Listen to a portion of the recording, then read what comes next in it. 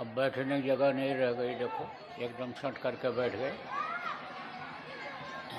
अरे जगह तो थोड़ी होनी चाहिए ना।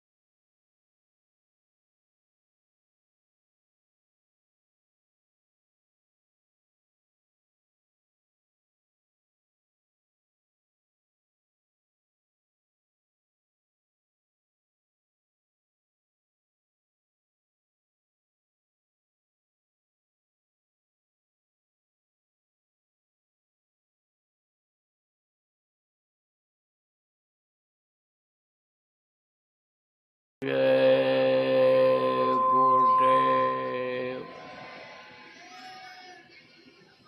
सब लोग बोलो जय गुरुदेव। सब लोग बोलो जय गुरुदेव। जय गुरुदेव नाम किसका? जय गुरुदेव नाम किसका? प्रभु का पावन नाम, प्रभु का पावन नाम। जय गुरुदेव।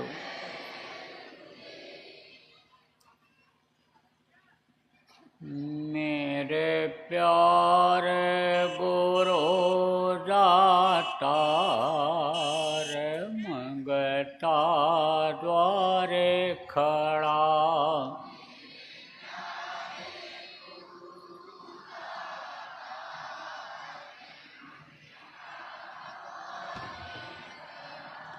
मैं रहा पुकार पुकार, मेहर कर देखो जरा।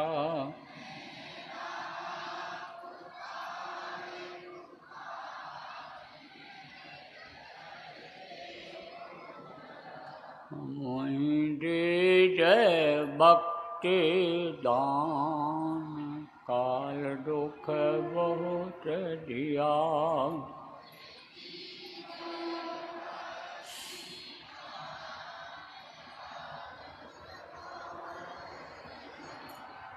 मेरी तड़प उठी अमान, तरस को तरस रहा।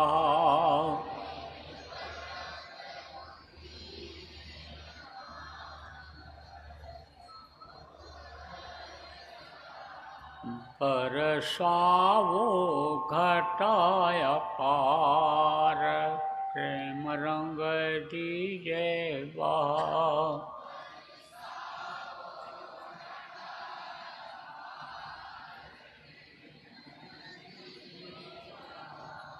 सुरती भी गए अमीरस धार, तन मन होए हरा।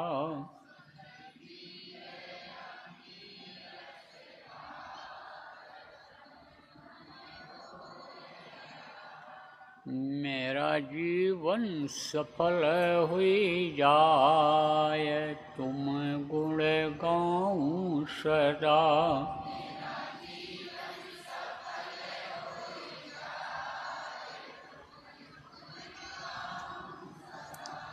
मैं नीच अधम नाकार, तुम्हारे द्वारे पड़ा।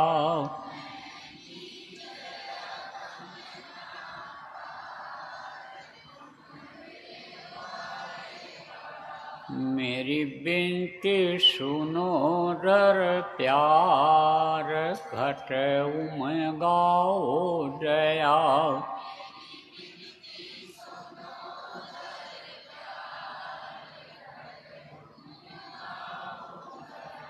स्वामी जी पिता हमार, जल्दी पार किया।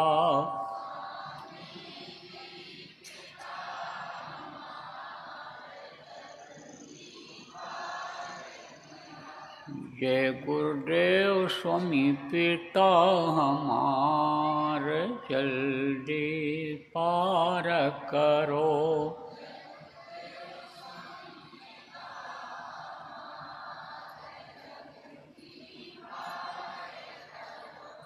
मेरे प्यारे गुरु दातार, मंगता द्वारे खड़ा।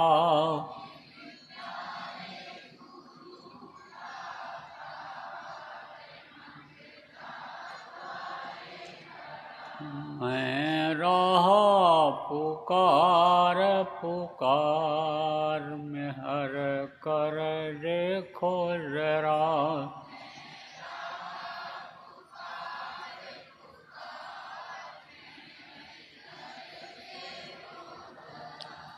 मैं हर कर देखो जरा।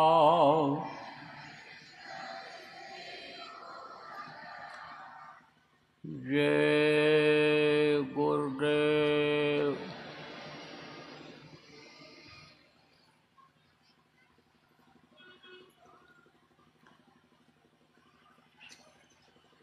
सर्वसमर्थ सर्वत्र स्मरणीय परम पूज्य गुरु जी महाराज, उपस्थित सभी सत्संगी धर्म प्रेमी बच्चे एवं बच्चियों, गुरु महाराज की अपार दया मेहर हुई और आज 24 नवंबर 2024 को दतिया के आप प्रेमियों का सत्संग के माध्यम से दर्शन का अवसर मिला। आप लोगों के ऊपर भी गुरु महाराज की दया हुई, प्रभु की अनुकंपा हुई कि आपको घर के नाना जंजाल से निकालकर थोड़े समय के लिए यहाँ सत्संग में लाए। सत्संग जल जब कोई पावे, मैलाई सब कट कट जावे। सत्संग को जल बताया गया। जैसे शरीर के ऊपर मैल जब लग जाती है, गंदगी लग जाती है, तब पानी से साफ करते हो, फिर साफ होता है। ऐसे अंतरात्मा को साफ करने वाला जो होता है वो सत्संग होता है। दोनों की सफाई जरूरी होती है। देखो, जब रोग हो जाता है, जब कब्ज हो जाता है, पेट नहीं साफ होता है, तब डॉक्टर लोग कहते हैं पेट की सफाई करनी पड़े। ऐसी दवा देनी है कि जिससे बिल्कुल पेट साफ हो जाए। तो अंदर और बाहर दोनों की सफाई जरूरी होती है। अब बाहर से तो आप साफ कर लेते हो, लेकिन अंतरात्मा नहीं साफ हो पाती है। कारण क्या है? कारण यही है कि सत्संग मिलता नहीं है, जानकारी हो नहीं पाती है। और सत्संग जब मिलता था तब लोगों को अंदर बाहर सबकी सफाई करनी आती थी। देखो प्रेमियों, ये जगह साफ सुथरी बना दी गई, बिछा दिया गया। अब आप आए, बैठ गए, और अगर यहाँ कोई गंदगी पड़ी होती, लेटरिन पेशाब कूड़ा करकट पड़ा होता, तो आप यहाँ बैठते? नहीं बैठते। इसलिए जो अंदर का हुजरा है, अंदर का जो सिंहासन है, अंदर आत्मा का जो स्थान है, जहाँ उस प्रभु का दर्शन इस मनुष्य शरीर में होता है, उसकी भी सफाई जरूरी है। और जब से लोगों ने ये काम छोड़ा, अंदर गंदगी पैदा करने लग गए, गंदी चीज़ों को खाने लग गए। जैसे मनुष्य का भोजन क्या है? शाकाहारी चीज़ है, साग सब्जी दूध मलाई है, और लोग जानवरों के मांस को खाने लग गए, तो वो जगह गंदी हो गई। तो प्रभु का दर्शन नहीं होता है। भगवान का दर्शन कहाँ होता है? अंदर में होता है। लेकिन हो पा रहा है? कहीं नहीं हो पा रहा है। आप ये समझो प्रेमियों, इन बाहरी आँखों से उसको देखा नहीं जा सकता है। इन बाहरी आँखों से भगवान को आप नहीं देख सकते, लेकिन इन्हीं दोनों आँखों के बीच में एक तीसरी आँख है, वो अगर खुल जाए तो उससे भगवान दिखाई पड़ जाएंगे, देवी देवता दिखाई पड़ जाएंगे। स्वर्ग वैकुंठ जिसको कहते हो, जहाँ देवी देवता रहते हैं, ब्रह्मा विष्णु महेश रहते हैं, ये दिखाई पड़ जाएंगे। अंदर की आँख जब खुल जाएगी तो देखो ये दोनों आँखें हैं, इनमें जब मैल जमा हो जाती है, गंदगी जमा हो जाती है, तब दिखाई पड़ना कम हो जाता है।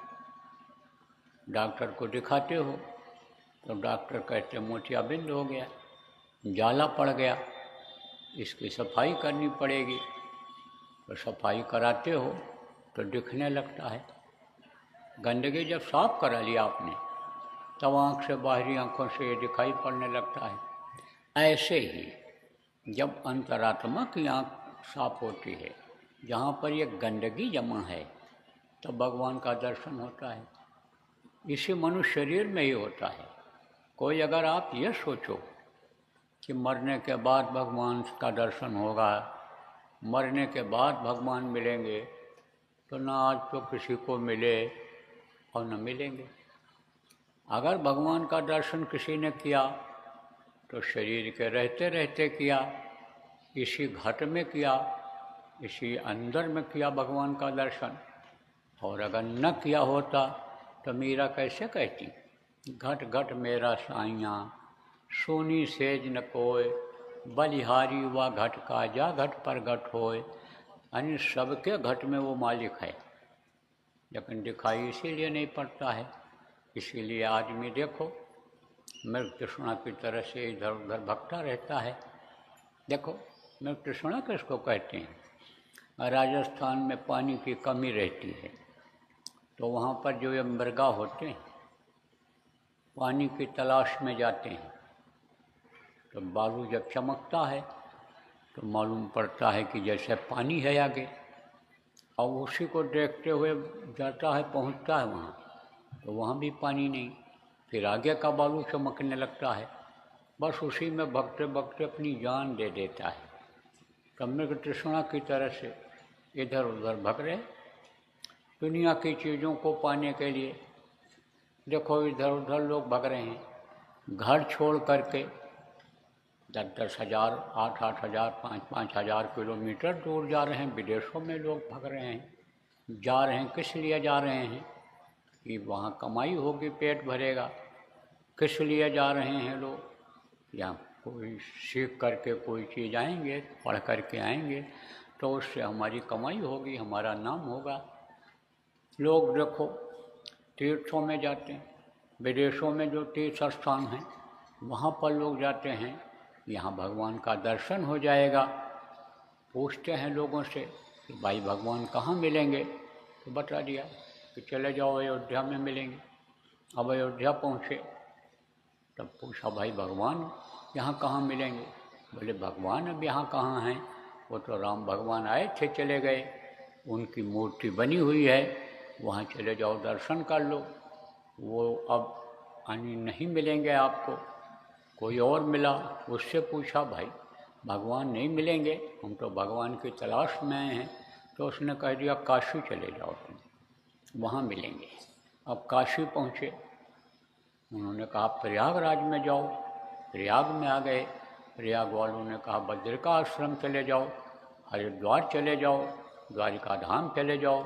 बस आदमी ऐसे भटकता रहता है। सत्संग न मिलने से यह जानकारी नहीं हो पाती है कि मनुष्य शरीर में ही मिलता है। मुझको कहाँ ढूंढो बंदे, मैं तो तेरे पास में है, वो सब जगह विराजमान, सब जगह सिया राम मैं सब जग जानी, लेकिन इन बाहरी आँखों से आप देख नहीं सकते हो। उसी की शक्ति, उस परमात्मा की शक्ति सब में समाई हुई है, चाहे ये पेड़ पौधे हों, चाहे ये जानवर हों, और चाहे स्त्री हो, कोई पुरुष हो, बच्चा हो, सब में उस परमात्मा का अंश है। लेकिन न देख पाने की वजह से आदमी भटकता रहता है। दुविधा में दोनों गई, माया मिली न राम। तीर्थों में गए, आप फिर समझो वहाँ नहाने के लिए गए कि भाई डुबकी लगावें, तो जहाँ ये भगवान राम सरजू में गुप्त हुए थे, क्या मालूम अंदर भगवान का दर्शन हो जाए। तो कपड़ा उतार करके रख करके गए, पता चला कपड़ा, पैसा, रुपया सब लेकर कोई चला गया।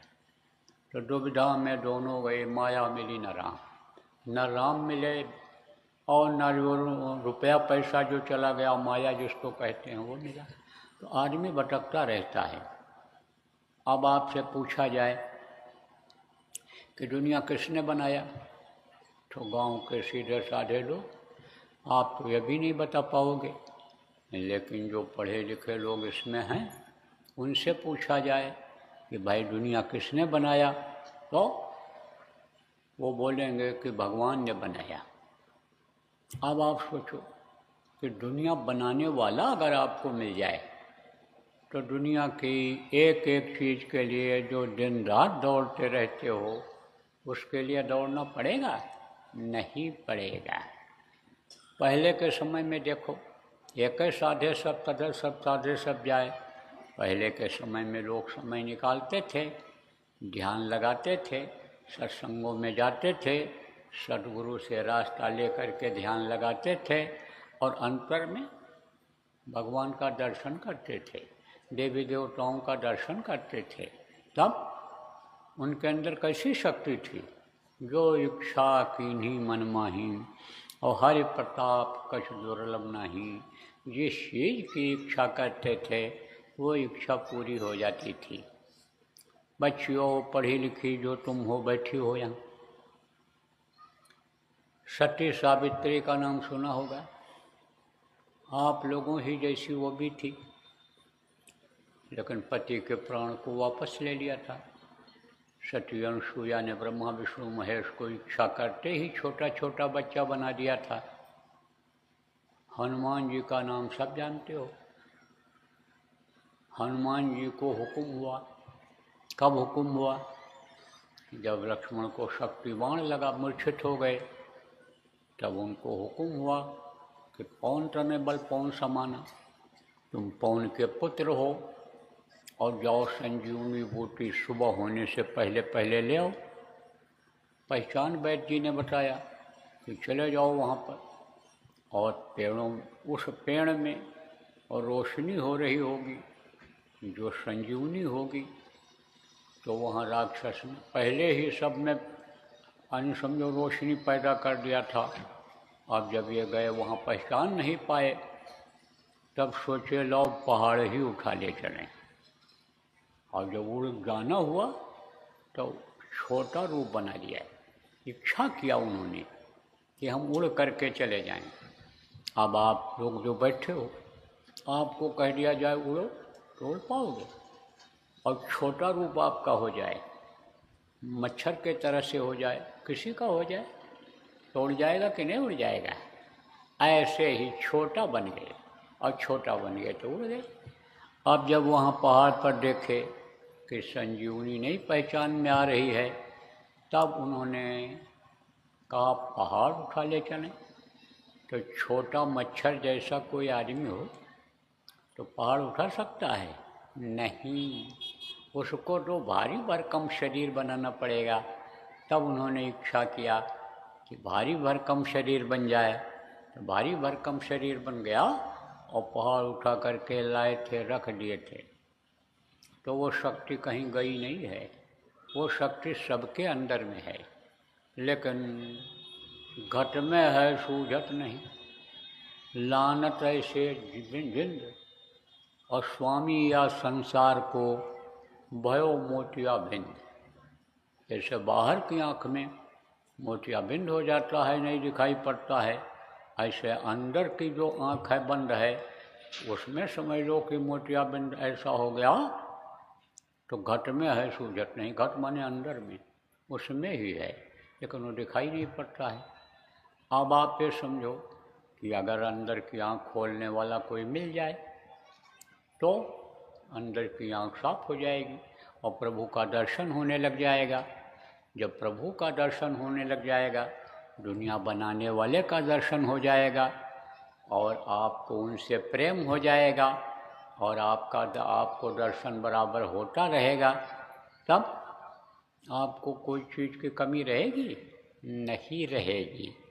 किसी से भी प्रेम हो जाए, देखो प्रेम जब हो जाता है तब प्रेम में आदमी किसके लिए क्या नहीं करता है, इंसान क्या नहीं करता है, देवता क्या नहीं करते हैं, और प्रेम का ही वो भूखा है।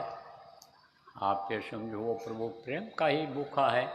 आप ये समझो कि प्रेम अगर पैदा हो जाए, उससे प्रेम नहीं हो रहा है। प्रभु को तो सब लोग भूल ही रहे हो। जो सत्य है, सब कुछ देने वाला है, उसको आप भूल रहे हो। आपको तो बस रोटी दाल, रुपया पैसा, धन दौलत यही याद आ रहा है। अब सोचो आप कि अभी आपने प्रार्थना में सुना कि क्या लेकर तू आया जग में और क्या लेकर तू जाएगा। सोच समझ ले रे मनमूर्ख, आखिर में पछताएगा। अरे आखिरी वक्त में मरते समय कोई कुछ लेकर गया? आज तक नहीं ले गया, साहब यहीं छोड़ करके जाना पड़ा। सिकंदर बादशाह बड़ा हबशी था। हबशी किसको कहते हैं? उनको कहते हैं कि जिसके पास 1000 रुपया हो तो कहते हैं लाख हो जाए, कैसे भी हो जाए। और लाख जिनके पास हो गए कहते करोड़ हो जाए। अब करोड़ जिसके पास है और हबशी है, लालची है, तो कहता है अरब खरब हो जाए, और अरब खरब रुपया हो जाए तब कहता है कुबेर भगवान का खजाना हम ही को मिल जाए। तो उसको क्या कहते हैं? लालची कहते हैं। अब आप ये समझो, कहते हैं लालच पतन का कारण बन जाता है। तो लालची बहुत था, तो मारता काटता था और हमला करता था राज्यों के ऊपर। छोटे छोटे राज्यों पर हमला करके और धन को लूट करके लाता था। खजाना भर लिया था। छोटा मोटा खजाना था, बहुत बड़ा खजाना उसका था, और हीरे मोती जवाहरात सब उसमें भरे हुए थे। लेकिन जब समय नज़दीक आ गया जीने का, जिसको आप सब लोग समय मरने का जब नज़दीक आ गया, जीने का समय ख़त्म होने लग गया, जब मौत के आने का समय हो गया, जिस चीज़ को आप सब लोग भूल रहे हो कि मौत भी किसी दिन आएगी, असली चीज़ जो होनी है, जो आना है, उसको भूल रहे हो। दो चीज़ याद अगर रखो तो समझो कि यह धीरे धीरे धीरे धीरे लोभ, लालच, काम, क्रोध, मोह ये सब कम हो जाए। लेकिन उसी चीज़ को आप लोग नहीं याद कर पा रहे हो, मौत को। मौत किसी ने छोड़ा? काल काहे न खाए, काल सबको खाता है। तो अब आप ये समझो प्रेमियों कि जब मौत आने को हुआ उसका और बुखार चढ़ा तो घर से बाहर था, इधर ही आ रहा था भारत की तरफ, लेकिन लौट करके फिर वापस चला गया था। तो जब मौत आने को हुआ तो समझो बुखार चढ़ा। जब बुखार चढ़ा, तकलीफ़ हुई, तो वैद्य ने नब्ज पकड़ा, हकीम जिनको कहा जाता है, नब्ज जब पकड़ा और चेहरा उसने, राजा ने देखा, बादशाह ने, कि इनका गमगीन हो रहा है, दुखी हो रहे हैं, ये निराश हो रहे हैं, तब वो समझ गया कि लगता है कि अब हमारा आखिरी वक्त आ गया है। तब कहा देखो वैद्य जी, देखो हकीम साहब, हमको आप बचा लो, आधा राज्य आपको दे दूँगा, तो हकीम ने कहा नामुमकिन, अब नहीं हो सकता है। अरे डॉक्टर हकीम की बात तो छोड़ो, जब मरने का समय आता है तो गांव के लोग पैर पर ऐसे हाथ रखते हैं जब, तो कहते अरे भाई पैर तो ठंडा हो गया, और हाथ पर जब हाथ रखते हैं कहते हाथ भी ठंडा हो गया, और जब आँखें ऊपर की तरफ ऐसे चढ़ने लगती हैं, बोली बंद होती है, खाना पीना बंद होता है, तब गांव के लोग कह देते हैं अब नहीं, बड़ा मुश्किल है। और जैसे हाथ पैर ठंडा हुआ तैसे कहते हैं कि अब इसको घर से बाहर निकालो। कितना बढ़िया मकान बनाए हो, कोठी बनाए हुए, लेकिन उसमें कोई रहने देते हैं? नहीं रहने देते। और जल्दी जल्दी मरते समय न निकाल पाओ तो मरने के बाद निकाल कर बाहर कर देते हैं, और इसी मनुष्य शरीर को लोग मिट्टी कहने लगते हैं। इतने लोग यहाँ बैठे हो, अभी किसी के शरीर के ऊपर हाथ रख करके कहो कि यह तुम्हारा मिट्टी है, तो ज़बरदस्त होगा तो गाली देगा, थप्पड़ मारेगा, और कमज़ोर होगा तब क्या बोलेगा? दिखाई नहीं पड़ता है इनको, मोतिया बिंद हो गया आँख में, दिन में नहीं दिखाई पड़ रहा है, जोर से नहीं बोलेगा, अंदर अंदर बोलेगा। लेकिन चाहे राजा का शरीर हो, चाहे महाराजा का शरीर हो, चाहे सेठ साहूकार का शरीर हो, सबके शरीर को लोग मिट्टी ही कहते हैं। अब आप ये समझो इसकी कोई कीमत रह जाती है? कोई कीमत नहीं रह जाती। तो सिकंदर बादशाह का जब नब्ज़ पकड़ा हकीम ने, तो उसने नामुमकिन बोल दिया। तब जब नामुमकिन बोला, नामुमकिन मतलब असंभव, नहीं हो सकता, नहीं बच सकते हो, तब फिर बोला कि अच्छा चलो हमको घर तक पहुंचा दो किसी तरह से, मैं अपनी माँ से रोटी मांग करके एक बार खा लूँ, मेरी आखिरी इच्छा पूरी कर दो, मैं अपनी माँ का दर्शन कर लूँ, देख लूँ। तब हकीम ने कहा नामुमकिन, नहीं हो सकता, आप पहुँच नहीं पाओगे आप वहाँ तक, आपका एकदम आखिरी श्वास चल रहा है। तब मरते समय सिकंदर बादशाह ने क्या कहा था कि जब मेरा जनाजा निकले, जब मेरी अर्थी निकले, तो जनाजे से बाहर मेरे दोनों हाथ निकाल देना, और दुनिया वालों से कहना कि जब ये पैदा हुआ था सिकंदर बादशाह तो मुट्ठी बांध करके पैदा हुआ था, अब हाथ फैला के जा रहा है।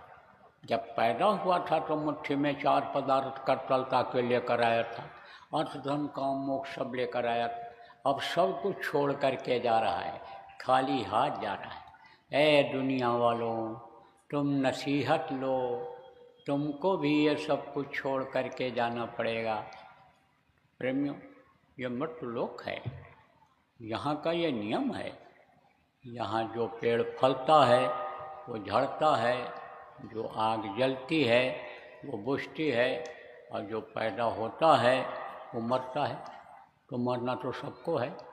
अब मरने के बाद कोई कुछ कहे कि हम पढ़ाई लिखाई कर लेंगे, या हम खेती कर लेंगे, दुकान कारखाना चला लेंगे, तो ये तो ना आज तक हुआ है, ना किसी का होगा। जो कुछ हो सकता है शरीर के रहते रहते ही हो सकता है, और जब तक इस शरीर को चलाने वाली या सांस की पूंजी मिली है तभी तक हो सकता है। और श्वास ये जो खर्च करने के लिए मिला है ये एक दिन ख़त्म होगा, खर्च होगा। तो कहा गया ना, कर ले निज काज जवानी में। इस 2 दिन की जिंदगानी में, जवानी किसको कहते हैं? बहुत से लोगों का बुढ़ापे में ही भी मनोबल ऊंचा होता है, मन जवान होता है। कुछ लोग ऐसे हैं, बुढ़े हैं, और बाबा कह दो नाराज़ हो जाते हैं, चाचा कह दो नाराज़ हो जाते हैं, कहते हैं चाचा लग रहे हैं, हम तो तुम्हारे भाई की तरह से हैं। पापा कह दो हैं तुम्हारे पिता की उम्र की तरह, पापा कह दिया हमको। मन जो है ये कभी बुढ़ा होता ही नहीं है, मनोबल ऊंचा होता है। तो आप लोगों का शरीर जब तक चल रहा है आँख कान हाथ पैर उस प्रभु ने ठीक से बना दिया, दया किया, तब तक अपना काम करो। बाकी ये काम जो करने में लगे हुए हो, यह पराया काम है, ये दूसरे का काम है। धन दौलत पुत्र परिवार ये यानी जो भी हैं, ये आखिरी वक्त पर आपके काम आने वाले नहीं हैं। अब ये ज़रूर है कि ये शरीर भी आपका काम जब आने वाला नहीं है, लेकिन जब आपको अपना काम इससे करना है तो इसको भी स्वस्थ रखना है। खाने का इंतज़ाम कर लो, कपड़े का इंतज़ाम कर लो, रहने के लिए घर बना लो, और बाल बच्चे हैं तो आप उनके लिए भी इंतज़ाम कर लो।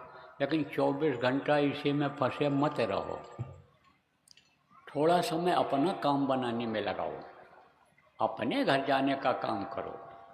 आप कहोगे अपना घर तो हमारा है, हम अभी वहाँ से आए हैं और जाएंगे सत्संग के बाद, यह आपका घर नहीं है।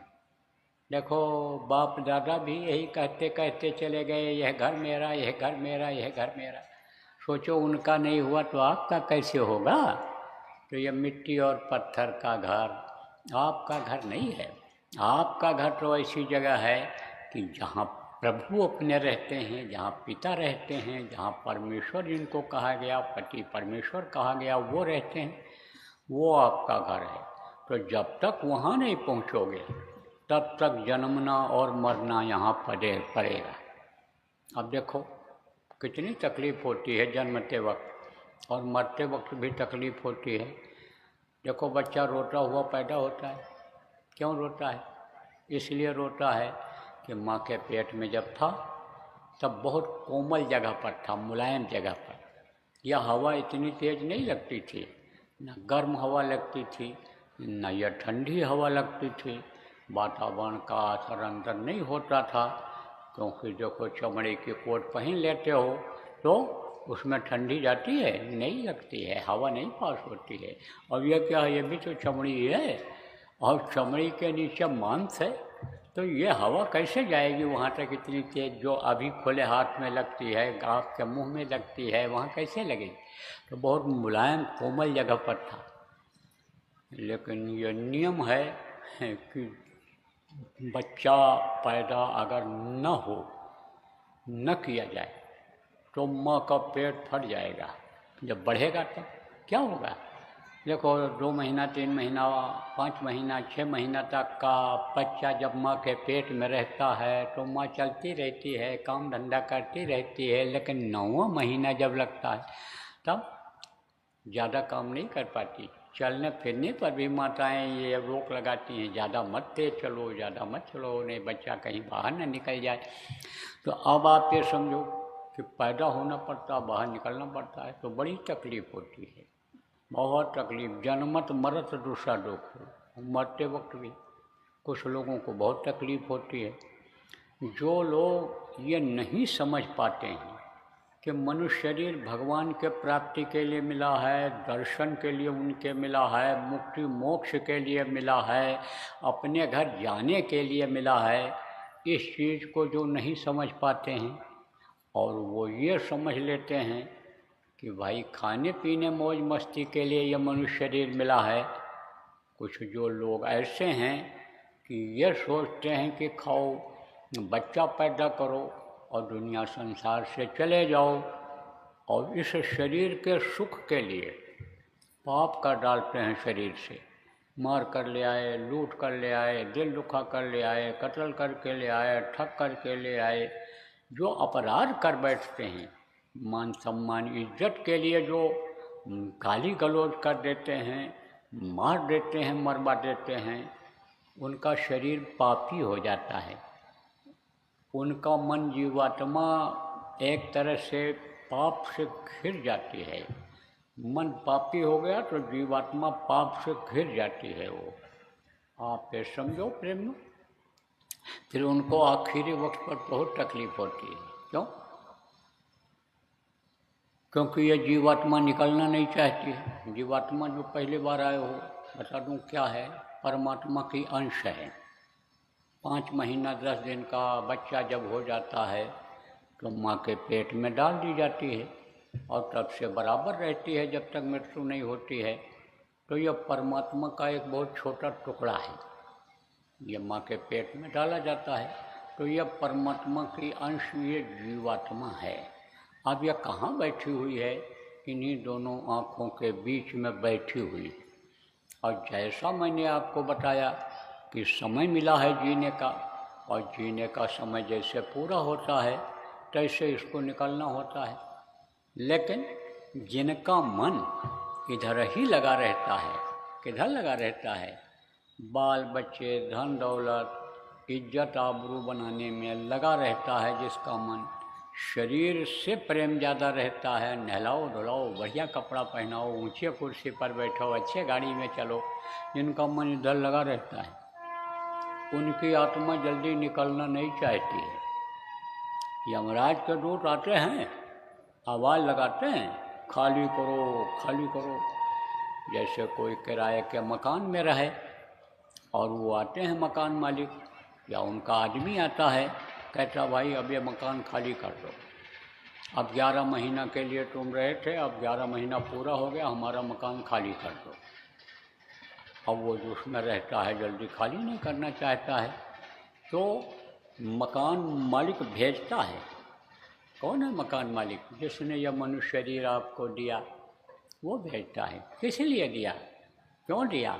बार बार माँ के पेट में प्रार्थना करने पर दिया कि एक बार हमको ठीक से बना करके बाहर निकाल दो, और हम बाहर जाएंगे तो समर्थ गुरु की तलाश करेंगे और रास्ता लेकर के भजन पूजन करेंगे, ध्यान लगाएंगे, आप तक पहुंच जाएंगे, आपकी गोदी में बैठ जाएंगे, फिर हम कभी भी माँ के पेट रूपी नरक में नहीं आएंगे।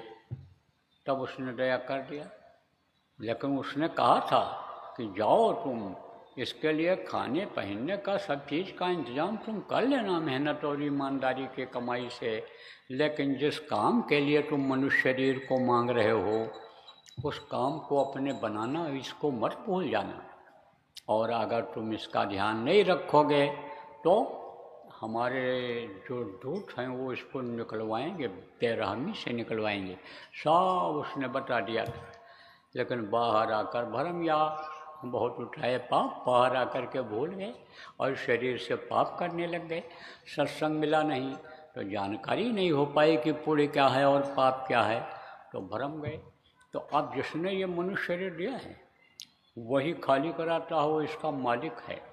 अब उसके जो नुमाइंदे हैं, आप ये समझो जिसको जिम्मेदारी दी गई है, वो खाली कराता है। जैसे कर्जा दे देते हैं, सरकार कर्जा दे देती है तो वसूली वालों को अलग रखती है। तो इसी तरह से समझो कि खाली कराने वालों को उसने बना दिया, मालिक उसका बना दिया। किसको बना दिया? यमराज को बना दिया, जो सजा देते हैं, जीव को निकाल करके ले जाते हैं, हुक्म देते हैं कि इनको नरकों में डाल दो, इतना 1000 वर्ष तक यानी उसमें मवाद के नरक में, इतना लाख वर्ष इनको यानी टट्टी के नरक में, जलाओ इनको, तपाओ। जो हुक्म देते हैं उनके नुमाइंदे आते हैं, उनके दूत आते हैं, जिनको यमदूत कहा गया, जिनको मलकुल मौत कहते हैं लोग, वो आते हैं और खाली कराते हैं। तो हुक्म देते हैं खाली करो, जल्दी करो, जल्दी करो, जल्दी करो। अब यह खाली करना नहीं चाहता, तो उनको तो हुक्म है खाली करा करके आओ। तब वो क्या करते हैं? लाते हैं मशाल, झुलसाते हैं। जैसे कहीं कोई भीड़ ज़्यादा इकट्ठा हो गई, रास्ता जाम हो गया, तो सरकार क्या करती है? आंसू गैस छोड़ती है, पानी की बौछार कर देती है कि भीग करके ये भगें। ऐसे वो अंदर में मशाल दिखाते हैं, खाली करो, जल्दी करो, जल्दी करो। और तो भी अगर नहीं, इधर उधर छुपने लगा ये, तब वो मुकदर चलाते हैं, मुकदर हथौड़ी सब लाते हैं। और फिर जब पकड़ में आ जाता है, जाती है जीवात्मा उनके, तब साकल में, जंजीर में बांध करके ले जाते हैं, यमराज के सामने पेश करते हैं। तो उस समय पर बड़ी तकलीफ़ होती है। तो जन्मत मरत दूसरा दुख होई, बड़ा कष्ट होता है। अब इन दोनों से छुटकारा मिल जाए तो उससे अच्छा और क्या होगा? आप ये समझो, न जन्मने की पीड़ा बर्दाश्त करनी पड़े और न मरने का कष्ट बर्दाश्त करना पड़े, ये दोनों काम हो जाए तो होगा कैसे? इसी मनुष्य शरीर के द्वारा होगा कि न तो जन्मना पड़ेगा और न मरना पड़ेगा। एक बार आपको मौका मिल गया 184 भरम कर और भट पग में अटक्यो आए और अब की पासा ना पड़ा तो 184 है। एक बार उसने मौका दे दिया है। अब की बार अगर चूक गए तो फिर लौट आना पड़ेगा। कीड़ा मकोड़ा सांप गोजर बिच्छू के शरीर में बंद होना पड़ेगा। आसमान का पक्षी बना दिए जाओगे, ऊपर उड़ते रहोगे। जमीन के अंदर के कीड़े बना दिए जाओगे, वहीं पड़े रहोगे। जल के जीव बना दिए जाओगे, बाहर निकल नहीं सकते हो। मछली अगर पानी से बाहर आ गई जिंदा नहीं रह सकती है। कछुआ उसमें होते हैं, पानी में से बाहर निकलते हैं, कुछ खाने के लिए भी खोजते हैं तो वहीं पर गीध कौवा पक्षी लगे रहते हैं। आदमी भी अब जब से खाने लगे इन जानवरों तो लगे रहते हैं, बस फट से मार देते हैं मुँह खत्म। तो उसी में पड़े रहना पड़ेगा। तो आप कहोगे भाई कैसे बचत होगी, नरकों से बचत कैसे होगी, और इसमें 84 लाख योनियाँ जो बताई गई इसमें ना आना पड़े कैसे बचत होगी। तो उसके लिए तो रास्ता की जानकारी करनी पड़ती है, और जो रास्ता बताते हैं वही गुरु होते हैं। इसलिए गुरु हमेशा रहे हैं और गुरु की ज़रूरत हमेशा रही है। और गुरु जब मिल जाते हैं तभी ये चाहे दान पुण्य हो, चाहे माला फेरना हो, और चाहे अन्य काम हो, उसमें सफलता मिलती है।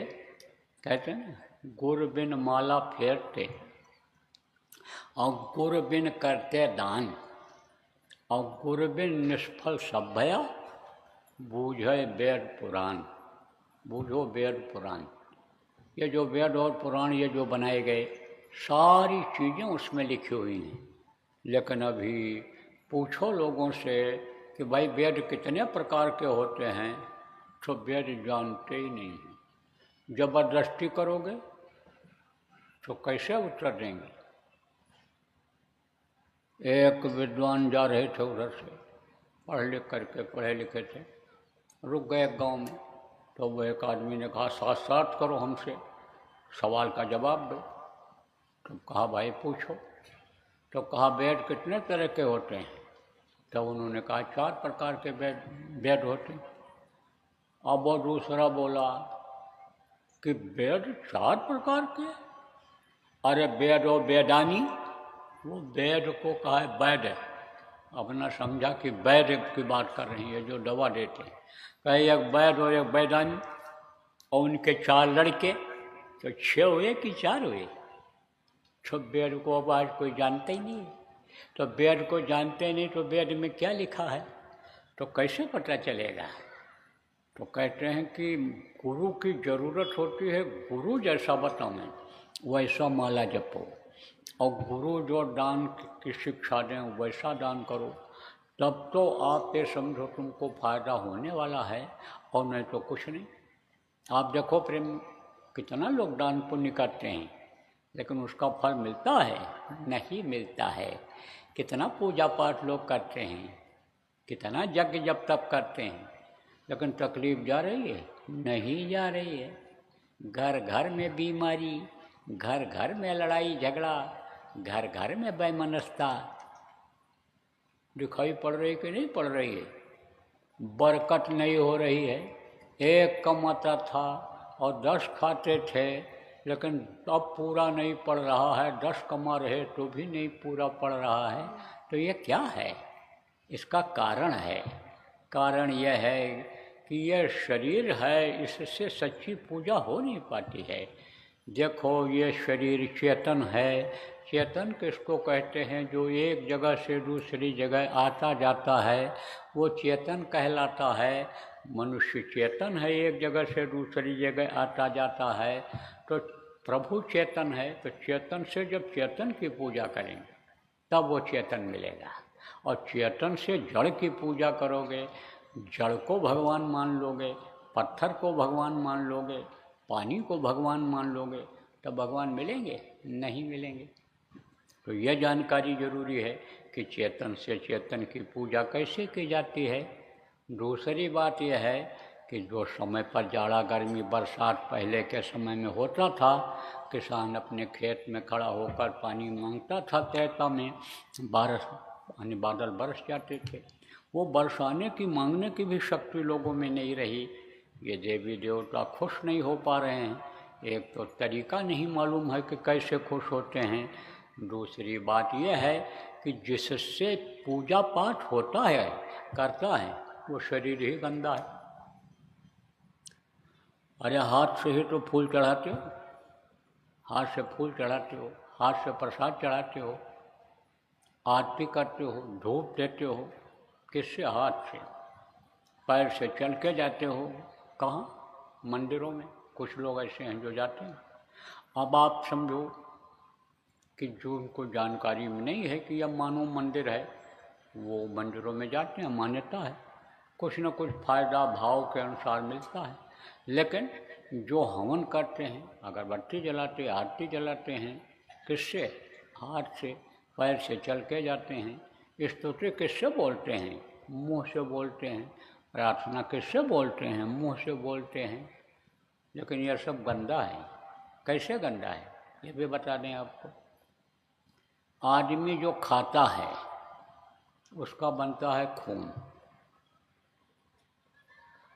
तो जब से आदमी मांस खाने लग गया, अंडा खाने लग गया, मछली खाने लग गया, मुर्गा बकरा जिसको कहते हैं खाने लग गया, तब से ये खून हो गया गंदा। एक तो बीमारी गंदगी से आती है, बीमारी तरह तरह की बदन में पैदा हो गई, और दूसरे दिल दिमाग बुद्धि पर उस खून का असर पड़ा तो आदमी की बुद्धि खराब हो गई।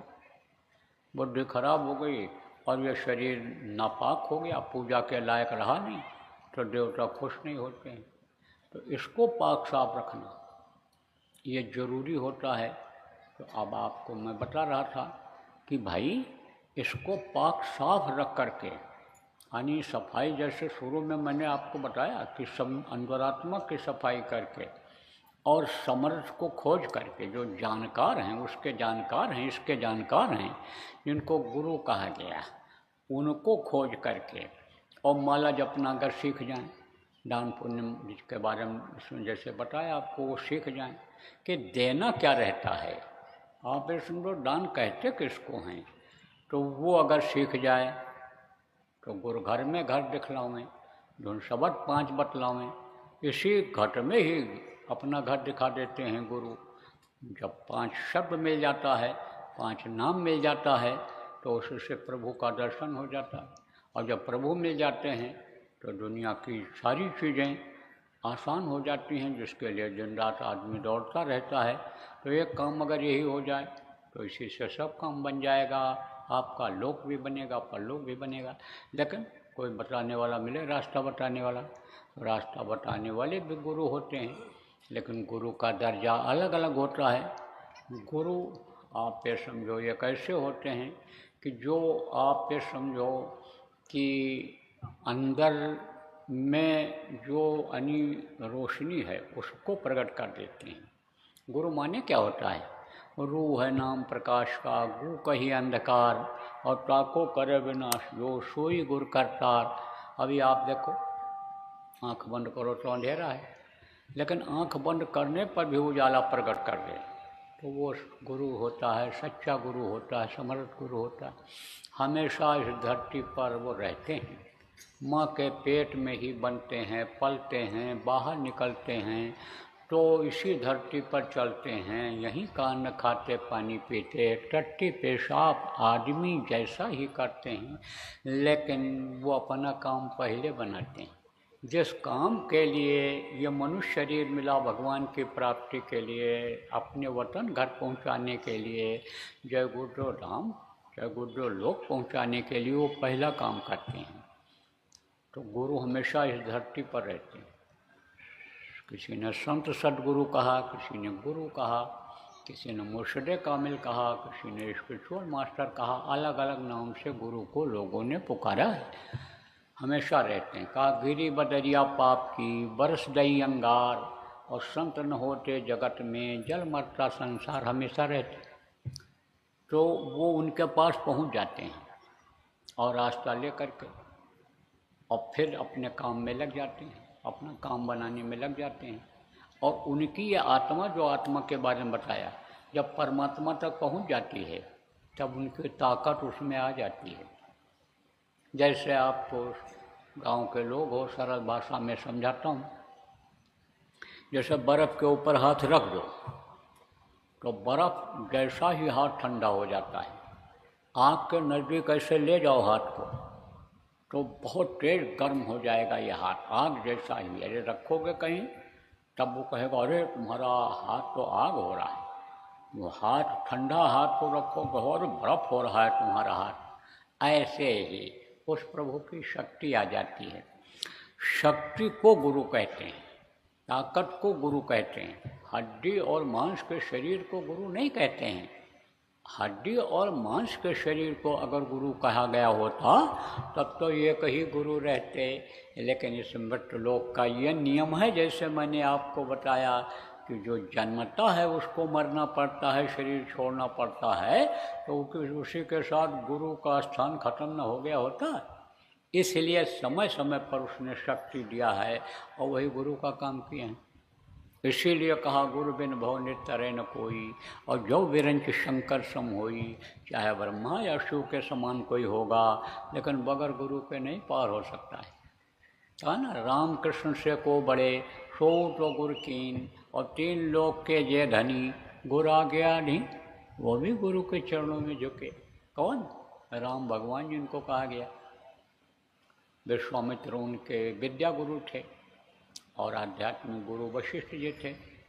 कृष्ण भगवान के विद्या गुरु कौन थे? सुपद जी। विद्या गुरु कौन थे? संदीपनी जी। और आध्यात्मिक गुरु कौन थे उनके? सुपद जी थे। अब आप ये समझो कि विद्या गुरु और आध्यात्मिक गुरु किसको कहते हैं? विद्या गुरु जो ये पढ़ाते हैं, हिंदी, अंग्रेजी, उर्दू, फारसी सब पढ़ाते हैं, लोहा लकड़ी का काम सिखा देते हैं, वो सब गुरु कहलाते हैं। जिससे पेट पले आदमी का, जिससे रोटी रोजी का इंतजाम हो जाए, जिससे दुनिया में बुद्धि लगा करके आगे बढ़ जाए, तरक्की कर जाए, वो विद्या होता है। वो जो पढ़ाता है वो विद्या गुरु कहलाता है। और आध्यात्मिक गुरु कौन होते हैं? जहाँ का जीव तहाँ पहुँचावा। यह परमात्मा की अंश जीवात्मा है, इसको अपने परमात्मा के पास पहुंचा दें, वो आध्यात्मिक गुरु होते हैं। तो हमेशा इस धरती पर रहते हैं। कितने लोगों का आपको नाम गिनाऊं, लेकिन 2-4 नाम, 5 नाम आपको बता देता हूँ। जैसे कबीर साहब थे, जैसे नानक जी थे, आपके जैसे यानी शिवदयाल जी महाराज थे, गरीबदास जी महाराज थे, विष्णुदयाल जी, भूरेलाल जी महाराज थे, और ये हमारे गुरु महाराज थे। ये आध्यात्मिक गुरु रहे हैं। अब यह भी संतों की परंपरा रही है कि जब जाने लगते हैं तब अपना चार्ज किसी न किसी को दे जाते हैं। जैसे दफ्तर में नौकरी करते हैं, अब जब रिटायर होने को होता है तब जो जो काम वो करते हैं दूसरे आदमी को बता के जाते हैं और पावर दे करके जाते हैं। कुर्सी पर जो बैठता है उनके, उसी को पावर रहता, उसी के पास शक्ति रहती है, वही कुछ बोलता है तो सब उसका यानी आदेश का पालन करते हैं। लिख कर जो दस्तखत करके दे देता है, मुहर लगा देता है, उसी का लोग पालन करते हैं। तो जैसे ये यहाँ का नियम है, ऐसे उनका भी नियम है। जब जाने लगते हैं तो किसी न किसी को अपना काम सौंप करके जाते हैं। प्रेमियों, जैसे गुरु महाराज कहा था, अपने यानी समझो कि जाने के समय से कई साल पहले, इस दुनिया संसार से विदा लेने से कई साल पहले, उन्नाव उत्तर प्रदेश में बशीरतगंज में कहा था। किसके लिए कहा था? इस नाचीज़ के लिए, मेरे लिए नाम लेकर खड़ा करके दिखाया था कि ये उमाकांत तिवारी हैं, ये नए लोगों को नामदान देंगे और पुरानों की संभाल करेंगे। गुरु महाराज अपने आखिरी वक्त तक बहुत सा काम तो मुझसे कराते रहे, लेकिन नामदान देने का हुक्म नहीं दिए। लेकिन अब उस आदेश का पालन करना था जो सार्वजनिक करके गए थे, जिसका यानी लिखा पढ़ी में भी बात है और लोगों ने रिकॉर्ड भी कर रखा है, कोई सुन भी सकता है। तो वो काम का पालन हमको करना पड़ा, क्योंकि गुरु के आदेश का पालन ही गुरु भक्ति होती है। गुरुमुख वही होता है जो गुरु के हर आदेश का पालन करता है। कहा गया ना, हर हुक्म गुरु का फौरन ही तामील हो, सिर झुका रखो हरदम नमन के लिए। तो ये जो कह गए ये लोग, आप ये समझो ये गलत नहीं है। इन दोहा और चौपाइयों को या जो भी लिखा पढ़ी में है धार्मिक ग्रंथों में, उसको समझने की ज़रूरत है। पाठ करने से नहीं होता है। पढ़ना लिखना चातुरी यह तो काम सहज, काम जलन मन बस करन गगन चढ़न मुश्किल, ये जो किताबें हैं इनको रटना पढ़ना, इन्हीं पर गाना बजाना, ढोलक मंजीरा बजाना, ये फ़ायदेमंद उतना नहीं होता है कि जितना फ़ायदेमंद होता है उसमें जो चीज़ लिखी हुई है उसका अर्थ समझा जाए और उसका पालन किया जाए। तो कुल मिला करके मैं दोनों काम करने में लगा हुआ हूँ। पुरानों की संभाल, जो गुरु महाराज के नाम है उनको बराबर बताता रहता हूँ, उनको उनसे प्रार्थना करता रहता हूँ कि भाई गुरु का आदेश का पालन करो।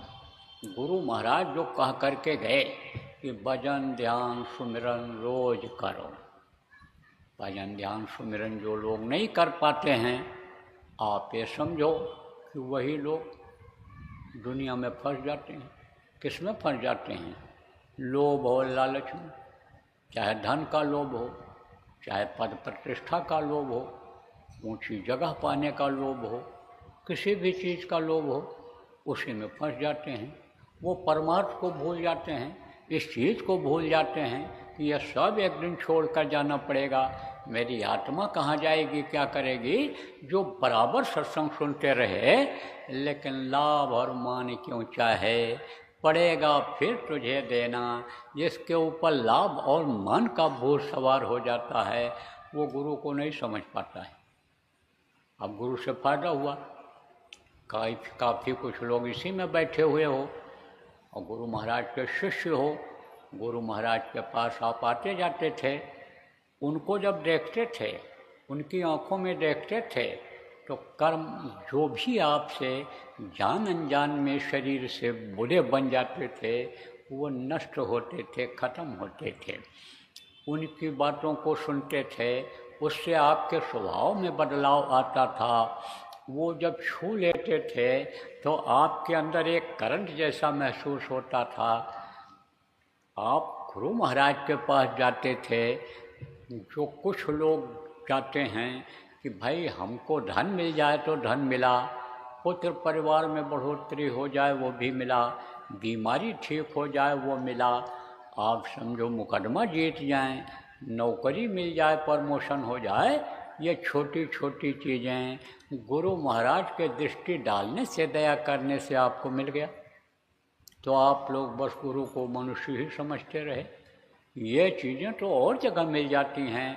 बाजार पर कोई चद्दर चढ़ा दे, कोई गया में पिंडदान करियावे, वैष्णो देवी में चुनरी चढ़ा दे, कथा भागवत कर दे, तो ये चीज़ें तो मिल जाती हैं, लेकिन मुक्ति और मोक्ष नहीं मिलता। मुख्य चीज़ है मनुष्य शरीर के, अनेक कहोगे कि मुक्ति तो तब मिलेगी जब मनुष्य शरीर छूटेगा, लेकिन मनुष्य के को जो मुख्य चीज़ है वही नहीं मिलती है। मुख्य चीज़ क्या है? शांति नहीं मिलती है, सुकून जिसको कहते हो वही नहीं मिलता है। आप तो कहोगे बड़े आदमी हैं, आप तो कहोगे कि ये हमारे समाज के मुखिया हैं, ये हमारे अधिकारी हैं, आप तो ये कहोगे हमारे ये संगत के मुखिया हैं, बड़े आदमी हैं। हालांकि अपने यहाँ तो वो बड़े लोग बहुत कम हैं, क्योंकि बड़ों से तो काम हुआ नहीं है। जो धर्म की स्थापना का काम हुआ छोटे छोटे लोगों के द्वारा हुआ, अयोध्या में देखो एक से एक पढ़े लिखे लोग, लेकिन भगवान राम का साथ नहीं दिया किसी ने, तो बंदर और भालुओं को उन्होंने इकट्ठा किया, उनके द्वारा धर्म की स्थापना किया। कृष्ण भगवान ने गोपियों और ग्वालों के द्वारा धर्म की स्थापना किया। तो बड़ों से वो काम नहीं होता है, छोटों से होता है। लेकिन संकट में मान लो कोई बड़ा आ गया, अब कहते हो इनको बड़ी शांति होगी, सुकून होगा। शांति सुकून नहीं मिलती है। देखते हो कोठी बनी हुई है, दरवाजे पर गाड़ियां खड़ी हैं, लोग प्रणाम सलाम करते हैं, पैर छूते हैं, लेकिन खोजोगे तो उन्हीं कोठियों में आपको नींद की गोलियां मिलेंगी। सबसे ज़्यादा नींद की गोली उन्हीं लोगों के यहाँ मिलती है। नींद नहीं आती है, शांति नहीं है, सुकून नहीं है। तो शांति और सुकून इससे नहीं मिलता है, दुनिया की चीज़ों से। शांति और सुकून किससे मिलता है? भजन से मिलता है। और यही भजन साथ जाता है, यही भजन तेरे संग चलेगा, पावेगा आराम। तो भजन जब नहीं किए तो यह मन मोटा हो गया, कर्म कटे नहीं, क्योंकि गुरु महाराज चले गए। अब गुरु महाराज का दर्शन भी नहीं हो सकता है। तो बस यहीं तक सीमित रह गया कि गुरु को मानुष जानते और ते नर कहिए अंध, और महादुखी संसार में आगे यम के फंद। बहुत तकलीफ झेल रहे हैं लोग, सत्संगी होते हुए भी, और तकलीफ में क्यों हैं? मनुष्य शरीर जो देव दुर्लभ शरीर है, देवता जिसके लिए तरसते हैं, ऐसा सुंदर सुडोल पाते हुए, शरीर पाते हुए, और वो नाम कि राम न सकहीं नाम गुण गाई, और कहन लग करो मैं नाम बढ़ाई, ऐसा नाम पाते हुए भी और सत्संगी दुखी रहें, तो ये बड़े दुख की बात है। उनको भले दुख न हो, लेकिन हमको दुख हो रहा है, क्योंकि गुरु महाराज ने कहा कि इनकी संभाल करनी है। चलो भाई, कोई बात नहीं है। सुबह का भूला अगर शाम को घर वापस आ जाए तो भूला नहीं कहलाता है। अभी तक जो आपने किया, अब करना शुरू कर दो। गुरु के आदेश का पालन करना शुरू कर दो। गुरु महाराज ने कहा था कि सुमिरन ध्यान भजन रोज करना, इससे तुम्हारे कर्म कटेंगे। झाड़ू रोज लगाते रहना। बच्चियों, झाड़ू लगाते हो घर में, किस लिए? सफाई के लिए। अब झाड़ू लगाना बंद कर दो तो कूड़ा इकट्ठा हो जाएगा। ऐसे जब समाज में रहते हो तो कर्म आ जाते हैं, कुछ जान में बन गए, कुछ अनजान में बन गए। अब वो कर्म की सफाई अगर नहीं होगी तो धीरे धीरे बुद्धि खराब होती चली जाएगी, फिर आप परमात्मा से दूर हटते चले जाओ। इसीलिए कहा था सुमिरन रोज करो, ध्यान करो, भजन करो। अब इसमें कुछ लोग करते भी हो जो गुरु महाराज के शिष्य हो, लेकिन पूछा जाए आपसे कि भाई आपको कुछ दिखाई पड़ता है, सुनाई पड़ता है, तो कहोगे नहीं दिखाई सुनाई पड़ता है। पूछा जाए क्यों नहीं दिखाई सुनाई पड़ता है, तो कहोगे मन नहीं रुकता है, मन ये भगता रहता है। तो अब मन जब भगता है तो सबका मन एक ही जगह नहीं भगता है। किसी का मन खाने में लग जाता है, किसी का सोने में लग जाता है, किसी का घूमने में लग जाता है, किसी को मान सम्मान की चाह में लग जाता है। मन इधर उधर चला जाता है, शरीर के सुख के लिए, धन की कमाई में चला जाता है मन। तो अब आप ये समझो, यह समझ लेना चाहिए कि भाई इसी से हमारे कर्म बन गए। कोई हमने गलती कहीं जान अनजान में किया होगा कि जिससे मन ये भग रहा है। तो अब मन को काबू में करने के लिए इसकी सेवा की ज़रूरत होती है, जिसका विधान सभी संतों ने बनाया, श्रमदान सेवा का बनाया, परमार्थी सेवा का बनाया। तो सेवा करना चाहिए। किसकी सेवा करना चाहिए? कि जिससे आपको कोई स्वार्थ न हो। रिश्तेदार आ गए तो उनको आपने 2 तरह की सब्जी बना के खिलाया, अब जब उनके यहाँ जाओगे तो 4 तरह की खिलाएंगे। उम्मीद है कि यह हमको करेंगे, वो परमार्थ नहीं है। ऐसे को खिला दो जो आपको खिला न सके, जिससे आपको कोई इच्छा न हो, वो है परमार्थ का काम। अब आप ये देखो कि कोई आप जैसे किसी के पड़ोसी हो, अब उसको कोई मारने के लिए आया है, अब दौड़ करके आप जाओगे, बचाओगे। किस उम्मीद में बचाओगे कि हमारे ऊपर कोई आफत आएगी तो ये हमारा पड़ोसी है, हमको बचाएगा, तो वहाँ आपका स्वार्थ हो गया। लेकिन ऐसे को बचा लो, ऐसे की जान बचा लो कि जिससे आपका कोई स्वार्थ न हो और जो आपकी रक्षा न कर सके उसको बचा लो। तो प्रेमियों, इस वक्त पर तो देखो इंसान बारूद के ढेर पर खड़ा हुआ है। अब बारूद के ढेर पर कोई खड़ा हो जाए और कहा कि हम बच जाएंगे, आग जल रही हो, लगी हुई हो, पास में आग जल रही हो, तो कैसे उम्मीद की जाए कि आग वहाँ नहीं पहुँचेगी, वो बच जाएगा। कभी भी आग लग सकती है। देखो गोले गिर रहे हैं दूसरे देशों में, जो बिल्कुल जला के राख कर रहे हैं, आदमी क्या पेड़ पौधे, और ये जो मकान भी एकदम झुलस के गिर जा रहे हैं, तो आग लगी हुई है। बारूद के ढेर पर इंसान खड़ा हो, वो बारूद का हथियार बनाया रक्षा के लिए, और वही भक्षक हो रहा है।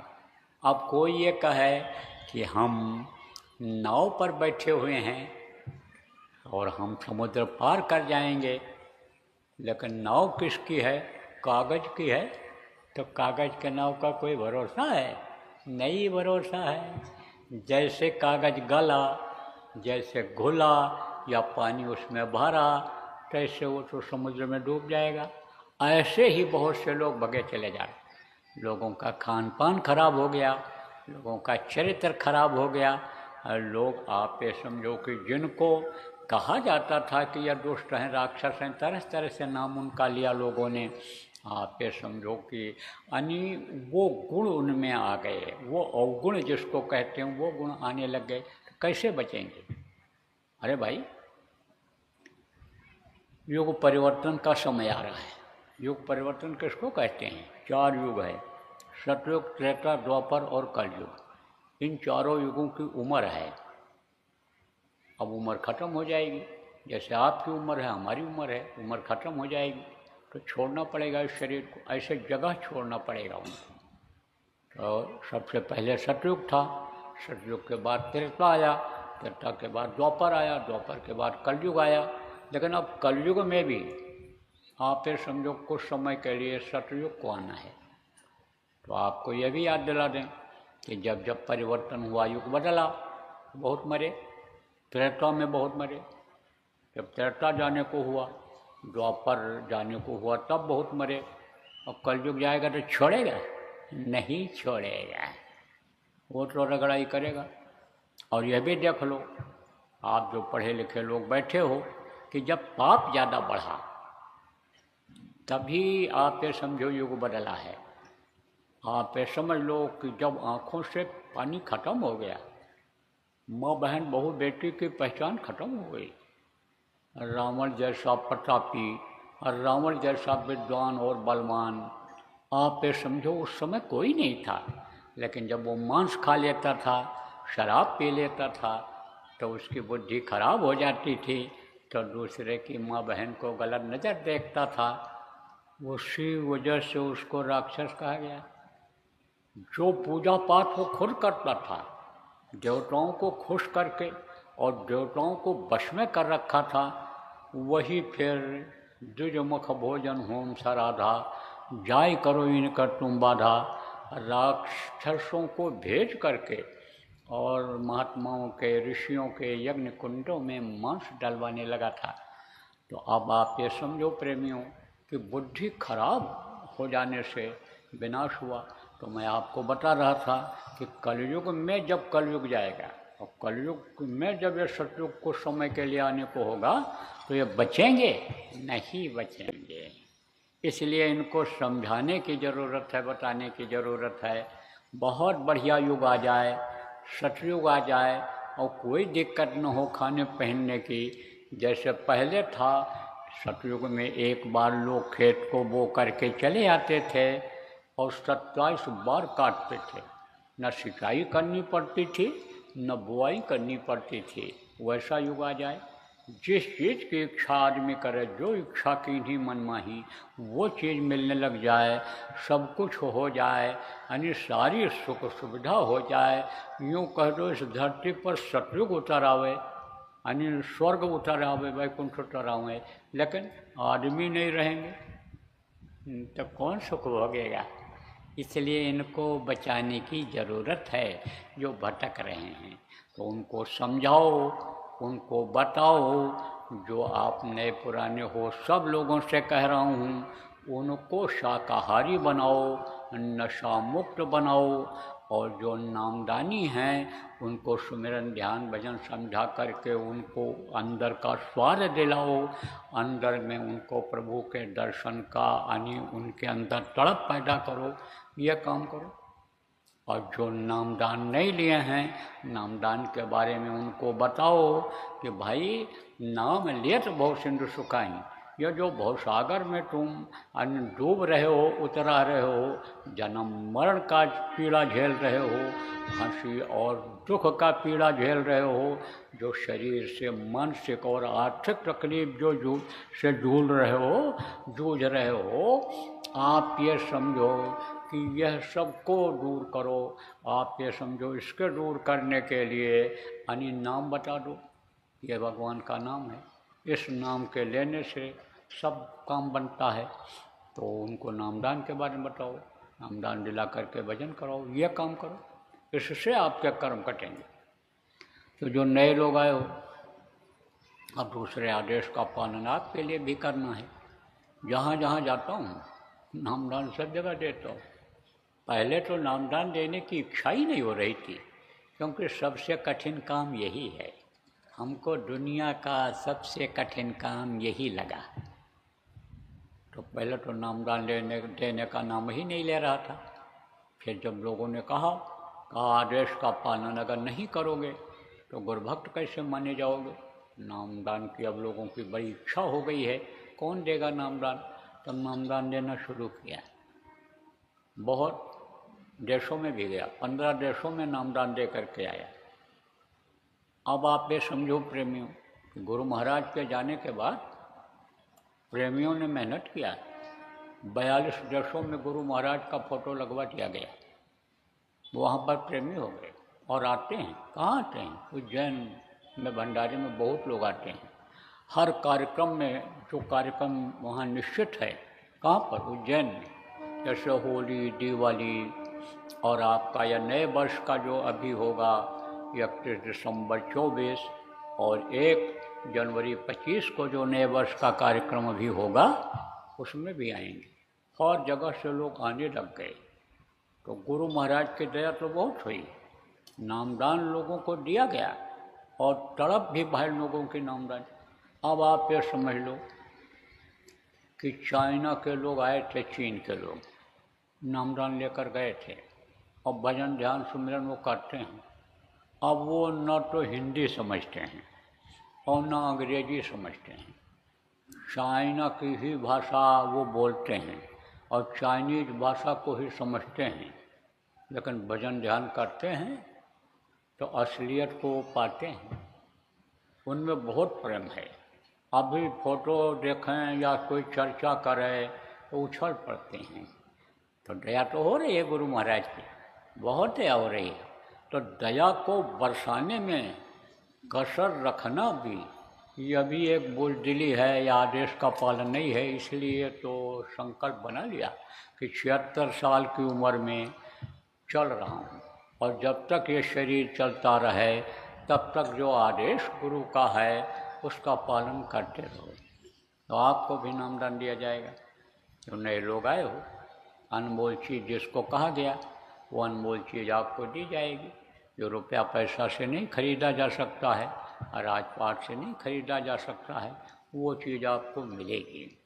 ऐसी चीज़ मिलेगी कि जिसके लिए कहा गया कि नाम रसायन पीजिए, यह अवसर यह दांव, फिर पीछे पछताएगा जब चला चली हो जाओ।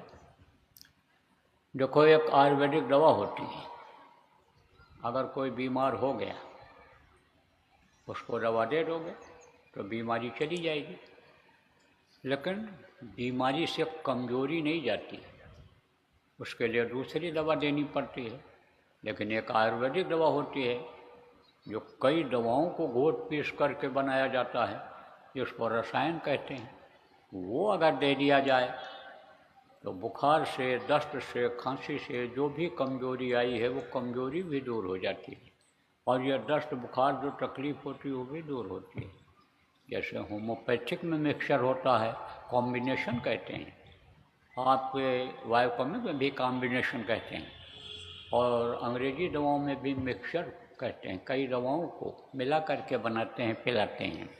ऐसे ही यह नाम है। यह लोक भी बनाता है, परलोक भी बनाता है। और यही नाम जब से दुनिया बनी है तब से चला रहा है। इन्हीं 5 नामों को जितने भी संत आए हैं उन्होंने बताया है, क्योंकि 5 नाम का सुमिरन करे, कहाँ संत तब भव से तरे, तभी से भवसागर से पार हो सकता है, नहीं तो इसी में डूबना उतराना पड़ता है। तो यह 5 नाम आपको बताऊंगा, गुरु महाराज ने आदेश दिया था, यह आपको अभी मैं बताऊंगा और आपको रटाऊंगा।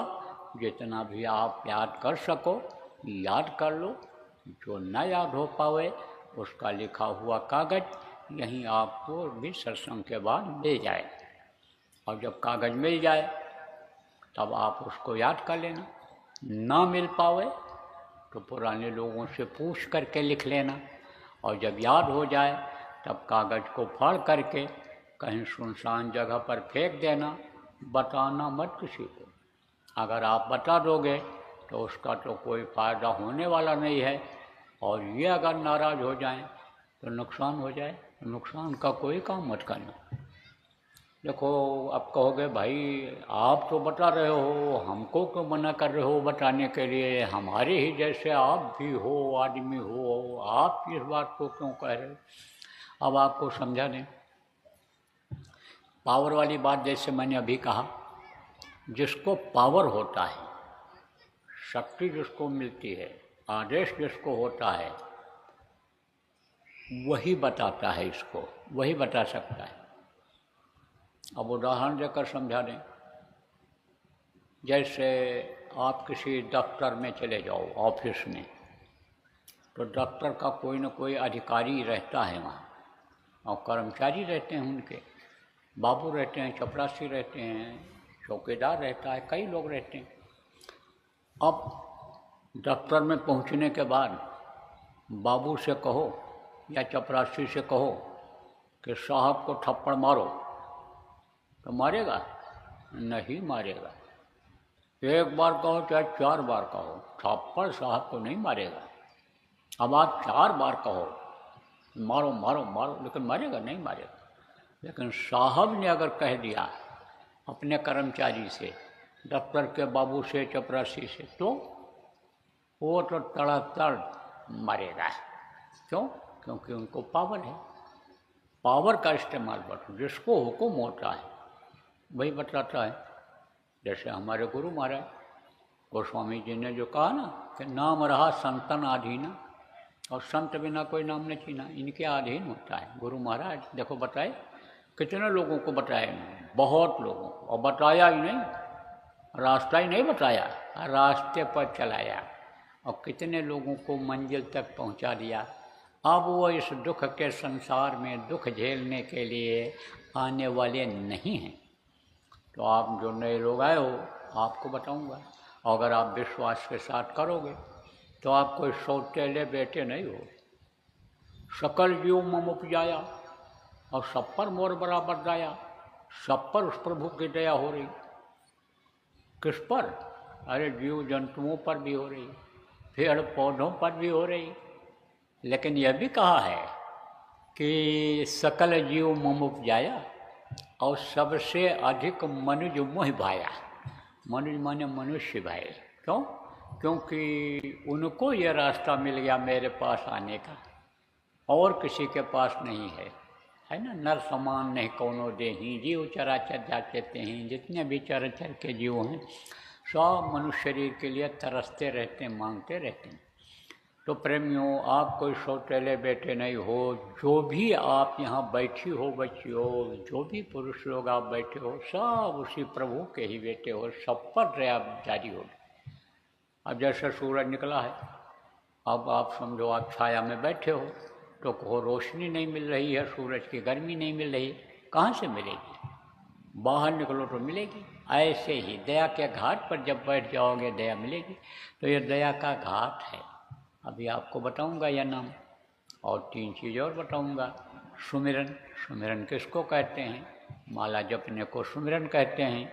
दूसरा है ध्यान, आँख से देखने को ध्यान कहते हैं, और कान से सुनने को भजन कहते हैं। तो सुमिरन, ध्यान, भजन अभी आपको बताऊंगा, समझाऊंगा और करा भी दूंगा आपको। अब आप समझो कि ये जो 5 नाम पहले बताऊंगा, और इनका रूप माने ये चेहरा, जैसे आपका नाम है, आपका ये चेहरा है, रूप, और आप कहीं रहते हो, आपका स्थान है, और आपके मुंह से जो आवाज़ निकलती है, आपकी आवाज़ है। ऐसे इनका 5 का नाम है, रूप है, स्थान है और आवाज़ है। यह मैं अभी आपको बताऊंगा, लेकिन इसको आपको किसी को बताना नहीं रहेगा, और न लिख कर देना रहेगा, और न रिकॉर्ड करके किसी को सुनाना रहेगा। उसका कोई फ़ायदा नहीं होने वाला है। और ये नाराज़ हो जाए, कोई नुकसान हो जाए, तो नुकसान का कोई काम आप मत करना। दूसरी चीज़, ध्यान लगाओगे, आपको बताऊंगा कैसे ध्यान लगाया जाएगा। उस तरह से जब ध्यान लगाओगे तो अंदर में आपको कुछ दिखाई पड़ेगा। क्या दिखाई पड़ेगा? कुछ भी दिख जाए आपको, लेकिन जो भी चीज़ अंदर में दिखाई पड़ेगी, यहाँ देखने वाली चीज़ों से अलग ही रहेगी, सुंदर रहेगी। देखने में सुंदर हो जाए, आपको कोई खुशबू की लहर मिल जाए, आप पे समझो कोई बगीचा दिखाई पड़ जाए, कोई आपको नदी नाला झरना दिखाई पड़ जाए, कोई आपको चबूतरा मड़ियों मोतियों से आनी बना हुआ दिखाई पड़, कुछ भी दिखाई पड़ जाए, तो यहाँ देखने वाली जितनी चीज़ें हैं, इनसे सबसे अलग होगा और सुंदर होगा, मनमोहक होगा। तो उसको देख करके, पा करके आप खुश हो जाओगे, और जब खुश हो जाओगे तो हजम नहीं कर पाओगे, दूसरों को बताने लगोगे। क्योंकि मनुष्य की एक ये आदत होती है, स्वभाव होता है कि तनख्वाह बढ़ गया तो कहते भाई तरक्की हो गई, लड़का पास हो गया, लड़के को नौकरी मिल गई, बताते। अरे छोटी छोटी चीज़ में मोबाइल दिन भर चालू रहता है। छोटी चीज़ क्या? अरे कहीं सेल लगी है, अब ये साड़ी खरीद करके लाई, सस्ते में मिल गई, तो दिन भर फ़ोन करेंगी, दादी ले आओ, चाची ले आओ, बुआ ले आओ, चली जाओ, सहेली जी चली जाओ, ले आओ, 800 रुपये की साड़ी 500 में मिल गई। दिन भर मोबाइल चालू रहेगा। एक स्वभाव होता है। तो अच्छी चीज़ जब मिल जाएगी तो हजम नहीं कर पाओगे, और जैसे दूसरों को बताओगे तैसे हो जाएगा बंद। इसलिए बताना मत किसी को। अब आप ये समझो 3 चीज़ और समझो। 3 आँख, 3 कान और 3 नाक। 2 आँखें ये बाहर हैं, इनसे बाहर की चीज़ दिखाई पड़ती है। 1 आँख अंदर जीवात्मा में है, उससे ऊपरी लोगों की चीज़ें दिखाई पड़ती हैं। स्वर्ग वैकुंठ देवलोक, पितृलोक, चंद्रलोक, इनके ब्रह्मा विष्णु महेश का लोक, इनके माँ आद्या का लोक, इनके पिता ईश्वर का लोक, ब्रह्मलोक, पार ब्रह्मलोक, ऊपर के जितने भी लोक हैं, बहुत से लोक हैं, वो उससे दिखाई पड़ते हैं। तो अब आप ये समझो वो तीसरी आँख है, आत्मचक्षुषो नेत्र जिसको कहा गया, थर्ड आई जिसको रूहानी आँख कहा फकीरों ने। तो 2 आँखें बाहर और 1 आँख अंदर जीवात्मा में, 3 आँख। 2 कान ये बाहर, 1 कान अंदर जीवात्मा में।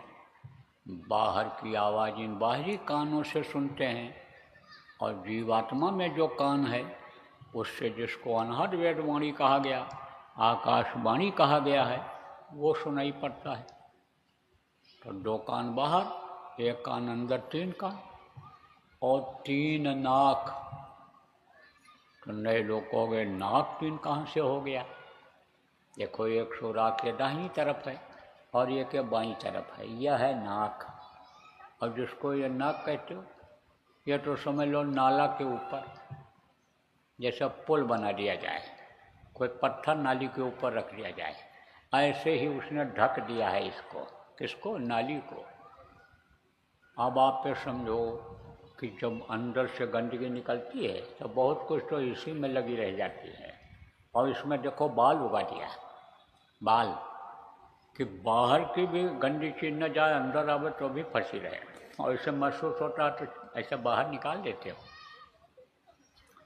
जो भी चीज़ उसने बनाया, जिसको प्रकृति कुदरत कहते हैं, भगवान कहते हो, वो सब हिसाब से बनाया है। देखो छोटे बच्चे का दांत नहीं रहता है, और छोटे बच्चे का दांत अगर हो जाए तो अपनी जीभ काट डालेगा, पता ही नहीं उसको, अपना ही ये अंदर का ये काट डालेगा। एक आदमी जा रहा था तो पैदल जा रहा था, थकावट आ गई तो एक पेड़ था जामुन का, उसके नीचे लेट गया। और लेटा तो ऐसे देखा तो कहा कि ये छोटा छोटा फल लगा है इसमें, कुदरत ने नाइंसाफ किया, न्याय नहीं किया, इस पर तो बड़ा बड़ा फल लगना चाहिए। कद्दू देखो कुमड़ा का पौधा भी नहीं होता है, पेड़ भी नहीं होता है, लेकिन इतना इतना बड़ा फलता है। तो कुदरत ने इंसाफ नहीं किया। यही कुदरत को कोस रहा था, कह रहा था, तब तक एक जामुन ऊपर से नाक के ऊपर से गिरा और ये उठकर बैठ गया। कहा बिल्कुल सही किया, बिल्कुल सही किया। अगर कद्दू गिरा होता तो चेहरा बदरंग हो गया होता। तो कुदरत ने जो किया सब सही किया है। तो यह नाक एक शोभा है, नाक से सुंदरता भी बढ़ जाती है। अभी नाक कटा दो किसी का और सामने ऐसे आ जाए तो रात को आ जाएगा तो डर जाओगे, राक्षस आ गया। आप ये समझो कि नाक दबी हुई किसी लड़की की हो और लड़के को फोटो दिखाओ कि ये लड़की बड़ी सुंदर है, पढ़ी लिखी है, धनी मानी घर की है, इससे ब्याह कर लो। देखने के बाद लड़का कहता नक बैठी लड़की से शादी नहीं करेंगे। और कोई लड़के की नाक दबी हो, लड़की को किसी दिखाओ तो देखते ही दूर से नो नो नो नो बोल देती है। और ज़्यादा दबाव डालो, ज़्यादा समझाओ, तब कहती हमको शादी करना ही नहीं है। अब बीच में आपको एक बात बता दें, कुछ लड़कियां ऐसी होती हैं कि जो अपने पसंदीदा लड़का देख लेती हैं, जब शादी ब्याह में देर होता है नहीं कर पाते हैं, जिम्मेदारी नहीं महसूस करते हैं कि भाई बच्चा बच्ची पैदा किया है तो हमारी जिम्मेदारी बनती है, गृहस्थ धर्म का पालन है करना है, और समय पर इनका शादी ब्याह कर रहे हैं, तब जब नहीं कर पाते हैं तो पसंद कर लेती हैं। और फिर बाद में जब देखती तब कहती हमको करने नहीं। यही बात लड़के भी बोलते हैं और यही बात लड़की भी बोलती है। तो अब आप ये समझो कि इसका मतलब यह है कि समय पर अपने हिसाब से देख करके कर देना चाहिए। तो यह नाक के बारे में बता रहा था आपको। ये जो सुराख है यह है नाक, और इस शरीर के चलाने में बहुत मददगार है। नाक और मुँह से बंद कर लो तो भी राम नाम सत्य हो जाएगा। यह शरीर को चलाता है। नाक बंद हो जाता है जुकाम में तो मुँह से हवा लेनी पड़ती है। नाक की अहम भूमिका है। अब ये शरीर की रचना कैसे हुई, कम समय में तो नहीं बताया जा सकता। आप समय निकालोगे हमारे आश्रम पर जब आओगे, या बड़े बड़े कार्यक्रम होते हैं, कई जगह होते हैं, जैसे बड़ा आश्रम आपका एक वहाँ जहाँ मंदिर बन रहा है गुरु महाराज का, कहाँ, बावल हरियाणा में, आप समझो हाईवे पर ही है, दिल्ली से जो जयपुर रोड आती है बिल्कुल हाईवे पर ही, वहाँ भी कार्यक्रम होता रहता है। जगह जगह पर बड़े जहाँ आश्रम हैं तहाँ कार्यक्रम होते रहते हैं। तो वहाँ पर कई दिनों तक चलता है। तो उसमें बहुत सारी बातें आ जाती हैं, लेकिन मोटी बात आपको बता दें, 5 तत्वों से जल, पृथ्वी, अग्नि, वायु और आकाश और 6 तरह की शक्तियाँ, जन्म, अर्थ, प्रणवनी और वृद्धि, उससे ये माँ के पेट में बच्चा बनता है और इन्हीं तत्वों से ये चलता है। और इसमें आप समझो 10 प्रकार के प्राण हैं, 72,000 इसमें नाड़ियाँ हैं और लाखों की संख्या में नसें हैं, मांस है और हड्डी है और ये चमड़ी है। तो यह सब चलता कैसे है? ये सब प्राणों से चलता है। पावर किससे मिलता है? जीवात्मा से मिलता है। प्राणों को भी पावर, सबको पावर उसी से मिलता है, ताकत उसी से मिलती है, लेकिन काम अलग अलग है लोगों का। तो ये जो प्राण हैं यह हवा से चलते हैं, प्राण भी हवा ही है। तभी तो कहते हैं ना कुछ लोग, अरे उनकी हवा निकल गई, हवा निकल गई, वही प्राण पखेरु उड़ गए, कहते हैं उड़ गए। अरे लोहा हो तो उड़ पाएगा? अरे हवा है, हल्का है, तभी तो उड़ा। तो हवा वो भी है और हवा हवा से चलता है। तो नाक ये क्या करता है? नाक यानी हवा लेता है। किससे? हवा में से। वायुमंडल में हवा फैली हुई है, नाक खींच करके यहाँ जो मुख्य प्राण है, यहाँ पर जो ढुकढुकी को चलाता है ऐसे, उसको देते हैं और वो सबको इधर फैलाता है। कुछ डायरेक्ट भी जाता है इधर से सीधे, जिनका संबंध है। तो अब यह नाक जो है अपना काम कभी बंद नहीं करते हैं, चाहे नहाओ, धो, खाओ, पियो, ये जो सुराख हैं नाक के अपना काम करते रहते हैं। ये बराबर चलते रहते, 24 घंटे, हर पल हर क्षण चलते रहते हैं। जब तक श्वास इस शरीर के अंदर है, जब तक जीने का मौका मिला है, ये अपना काम करते रहते हैं और समय समय पर ये बदलते रहते हैं। कभी देखो आप ऐसे करके देखना, कभी दाहिने नाक से गर्म हवा निकलेगी तो कभी बाएं से निकलेगी, और जब बदलने को होगा तो ऐसे दोनों से निकलेगी। यह बदलते रहते हैं अपने आप। तो यह नाक से खुशबू और बदबू दोनों मिलती है, लेकिन जो जीवात्मा में नाक है उससे खुशबू ही खुशबू मिलती है, क्योंकि ऊपरी लोकों में कोई गंदगी है नहीं, कोई नापदान नाली वहाँ कोई साफ होता ही नहीं है, कोई टट्टी पेशाब जैसे हम आप करते हैं वहाँ होता ही नहीं है। वहाँ का तो शरीर दूसरा है, अलग अलग लोगों का अलग अलग शरीर है। तो कहीं सुगंधी आहार है, तो कहीं शब्द आहार है, तो कहीं प्रकाश आहार है। अब ये सब बताने का आज समय नहीं है, तो आप ये मोटी बात समझो कि 2 नाक यह है बाहर शरीर में और 1 नाक है अंदर जीवात्मा में। 3 नाक, 3 नाक, 3 आँख, 3 कान और सुमिरन, ध्यान, भजन 3 चीज़ें और 5 नाम, 5 रूप, 5 स्थान, 5 की आवाज़, ये मैंने आपको बताया। अब आपको दूंगा नामदान। तो नए लोग आप नामदान ले लो और पुराने लोग दोहरा लो। दोहराने में कोई दोष नहीं है। आप जो पुराने बैठे हो, याद दिलाता हूँ आपको, गुरु महाराज जब नामदान देते थे तो बगल में ऐसे हमको बैठाए रहते थे, और जब नामदान दे लेते थे तब कहते थे इनको समझा दो, याद करा दो, रटा दो, करा दो, बता दो सब। तो समझ लो कि हम दोहरा रहे हैं। और नए लोग जो आप आए हो, नामदान ले लो, अनमोल चीज़ ले लो। इसलिए सबको दे दिया जाता है कि इस समय किसी के ज़िंदगी का कोई भरोसा नहीं है। सुबह आदमी घर से निकले, कोई गारंटी नहीं है कि 2 घंटे के बाद ठीक ठाक वापस आ जाएगा।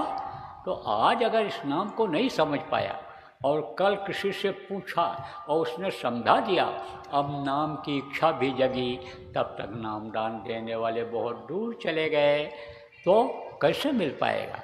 इसलिए सबको बता देता हूँ, जो पहली बार आते हैं उनको मिल जाता है, जैसे भी लोग आते सबको दे दिया जाता है। गुरु महाराज ने देखो पहले यानी अलग से बैठा कर नामदान लोगों को दिया, उसके बाद मंच से देने लग गए। तो बराबर यानी गुरु महाराज के ही आदेश और उनके पद चिन्हों पर चल करके यानी आपके लिए भी प्रेमियों काम करना है, तो आपको नामदान दूंगा। बैठो, मारो पालथी। अब इसके लिए ना आपको घर छोड़ना है, न जमीन जायदाद छोड़ना है, न बाल बच्चों को छोड़ना है। आप गृहस्थ आश्रम में ही रहो, न तो आपको बाल कटवाना है, यानी न मूड़ मुड़वाना है, और ना ही आपको दाढ़ी बाल बढ़ाना है, ना आपको कपड़ा बदलना है। जो भी कपड़ा आप पहनते हो उसको आप पहनो, जो भी मोटा महीन है अनाज शाकाहारी भोजन उसको आप खाओ। जो भी आपको प्रभु ने दे रखा है वो सुख सुविधा का आप भोग करो, लेकिन इसमें फंसो नहीं। 2 घंटे का समय आप इस काम में लगाओ, नाम की कमाई में लगाओ, अपने आत्मा के उद्धार के लिए लगाओ, नरक और 84 से छुटकारा पाने के लिए लगाओ। 2 घंटे का समय या आप हमको दे दो। अरे भाई, दक्षिणा की परंपरा बहुत दिनों से चली आ रही है और दक्षिणा साधु लोगों को दिया जाता था। तो दक्षिणा में हमको 2 घंटे का समय दे दो, बाकी 22 घंटा अपने लिए रखो। अरे दक्षिणा अगर देना चाहते तो रुपया पैसा तो मांग नहीं रहा हूँ, न किसी ने कहा होगा कि राशन ले चलो, लोटा धोती लंगोटी ले चलो, ये सामान ले चलो, वहाँ किसी ने कुछ नहीं कहा होगा। और अगर कहा होगा तो समझो स्वार्थी है, हमारी तरफ से तो कुछ ऐसा है नहीं। तो अब आप ये समझो प्रेम, ये चीज़ आपसे नहीं मांगा जा रहा, लेकिन दान में क्या मांगा जा रहा है? यह 2 घंटे का समय, और ये आपकी बुराइयां, जो आपने अभी तक बुरा कर्म किया, अच्छा किया बुरा किया, जो किया आपको सब मालूम है, तो उन बुराइयों को आप यहीं छोड़ जाओ और उस प्रभु से कान पकड़ करके माफ़ी मांग लो। अंदर अंदर में कान पकड़ो, अंदर अंदर में माफ़ी मांगो और अब न गुनाह करने का वादा करो।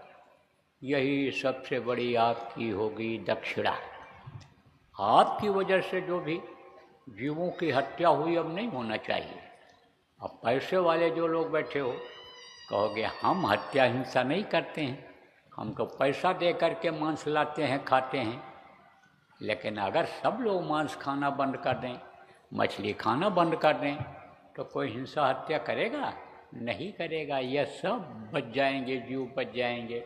अब यह नहीं मालूम है कि जो गल काटे और का अपना राह कटाए, और साहब के दरबार में बदला कहीं न जाए। बदला तो देना ही पड़ता है। जो जस कीन सो तस फल चाखा, कर्म प्रधान विश्व रच रखा। तो अपने कर्म अब खराब मत करो। देखो बच्चों, समझ लो, जो जानवरों को मारता है, काटता है, लाता है, पकाता है और खाता खिलाता है, सबको बराबर पाप लगता है। इसलिए घर में बनना नहीं चाहिए। अब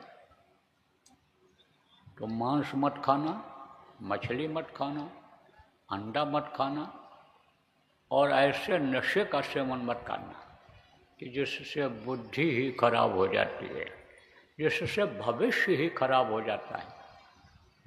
कहते हैं कि साथ का असर होता है, संगत ही गुड़ होत है, संगत ही गुड़ जाए, बांस फांस और मिश्री यकै भाव बिकाए। मिश्री के अंदर रस्सी पड़ी रहती है, बांस का टुकड़ा पड़ा रहता है, वो भी मिश्री के भाव बिक जाता है। स्वाति एक नक्षत्र होता है बरसात में, तो उसकी बूंद अगर केला के पंखुड़ियों में पड़ जाए तो कपूर बन जाता है, और अगर सीप के मुंह में पड़ जाए तो मोती बन जाता है, और वही बूंद अगर सांप के मुंह में पड़ जाए तो वही जहर बन जाता है। तो कहा ना कि कदली सीप भुजंग मुख और स्वाद बूंद गुण 3, और जैसी संगत कीजिए वैसे ही गुण दीन। तो आप ध्यान नहीं रखते हो बच्चों का। जवान जवान बच्चे और लोभ लालच में पड़ जाते हैं, चाहे धन के लालच में, चाहे पद प्रतिष्ठा नौकरी के लालच में वो पड़ जाते हैं, चाहे बदमाशों में ही नाम कमाने के नाम के चक्कर में पड़ जाते हैं, तो नशे का सेवन करने लगते हैं और भविष्य उनका खराब हो जाता है।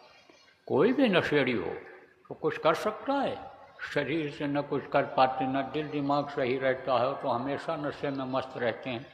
जवानी बर्बाद होती चली जा रही है। तो अब आप ये समझो कि ये बहुत बड़ा अभिशाप बन रहा है। जिस धार्मिक देश के लड़के और लड़कियां ये नशे का सेवन करने लग जाएं, चरित्र गिर जाए, उस देश का क्या हाल होगा। भारत विश्व का गुरु कहलाया, आध्यात्मिक देश कहलाया, लेकिन अब यहीं के लोग, इनको राम बनने का, कृष्ण बनने का, इनको विवेकानंद बनने का, जिनको कबीर गोस्वामी के दर्जा पाने का, वो सब नशे में दुट हैं। तो नशेड़ी आदमी कुछ पा सकता है कि कुछ कर सकता है।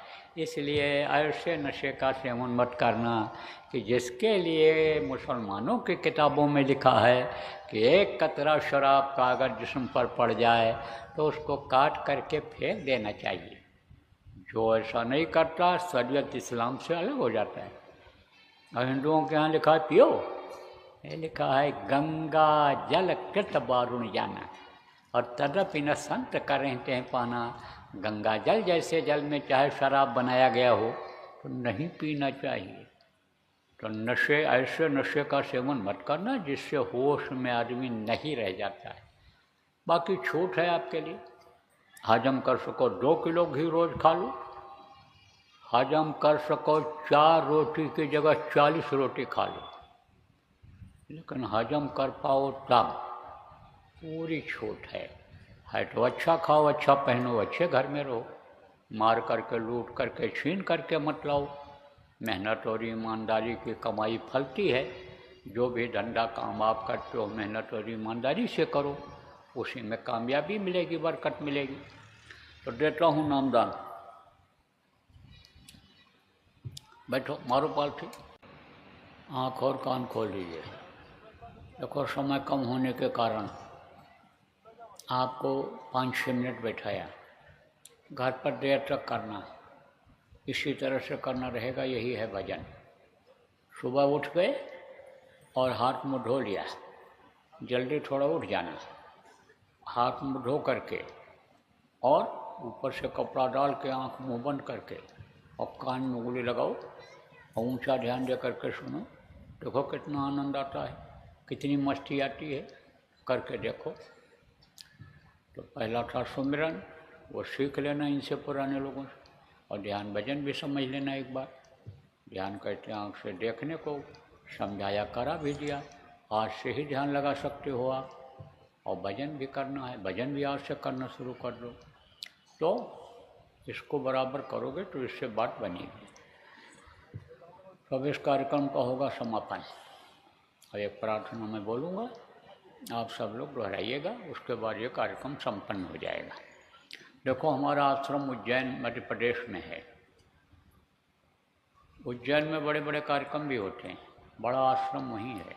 अब तो बहुत जगह आश्रम बन गए, विदेशों में भी लोगों ने बना दिया। वहाँ भी इसी तरह का, जैसे आप कंबल बांटते हो, जैसे आप भोजन कराते हो, जैसे साप्ताहिक सत्संग करते हो, त्रिदशी और मासिक भंडारा आप पूर्णिमा को करते हो, ऐसे वहाँ भी वो करने लग गए, होने लग गया। लेकिन बड़ा आश्रम उज्जैन में ही है। तो जो लोग आप नहीं आते जाते हो या नहीं गए हो, आपको निमंत्रण देता हूँ। कुछ लोग आपके यहाँ से जाते हैं, आप आइएगा।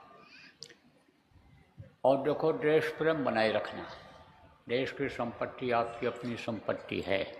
तोड़ फोड़, आगजनी, इन सब चीज़ों से दूर रहो। निंदा बुराई में मत फंसो किसी के, किसी जाति की निंदा नहीं, किसी धर्म की निंदा नहीं, किसी धार्मिक ग्रंथ यानी मज़हबी किताब की निंदा नहीं, किसी राजनेता की नहीं, किसी पंडित मुल्ला पुजारी की निंदा बुराई से दूर रहो। और ये इस समय पर जो जहर फैल रहा है, जातिवाद, भाईवाद, भतीजावाद, कौमवाद, एरियावाद, भाषावाद, आतंकवाद, माओवाद, नक्सलवाद, ये बहुत सारे बात फैल रहे हैं। इनमें मत फंसना, नहीं फंस जाओगे तो निकल नहीं पाओगे। रहो इन्हीं के बीच में, अपने समाज में ही रहो, खाओ पियो उनके साथ शाकाहारी भोजन, शादी ब्याह लड़का लड़की का उसी में करो।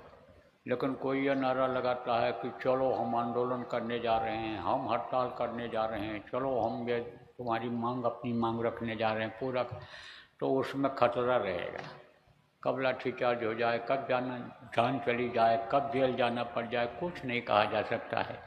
तो रहो समाज में ही, सबके बीच में ही रहो, लेकिन उस तरह से रहो कि जैसे कमल कीचड़ में खिल जाता है, कीचड़ उसका कुछ नहीं कर पाता।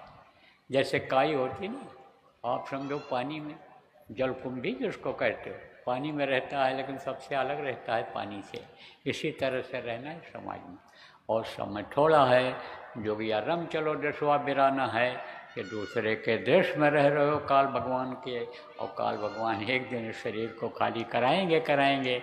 इसलिए अपने देश चलो, इस शरीर के रहते रहते अपनी आत्मा को प्रभु तक पहुंचा दो, उनकी गोदी में बिठा दो और जन्म मरण से छुटकारा पा जाओ। तो बोलो जय गुरुदेव। मैं हर की नजर करो मेरी ओर, मैं हर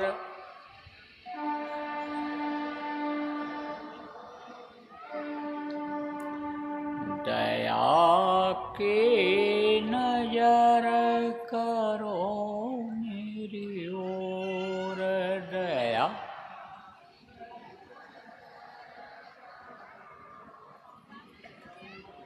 निश दिन तुम्हें निहारूं सतगुरु निश,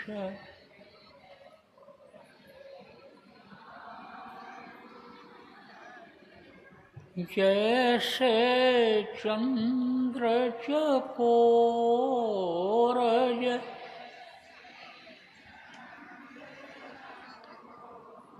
दया की नजर करो मेरी ओर,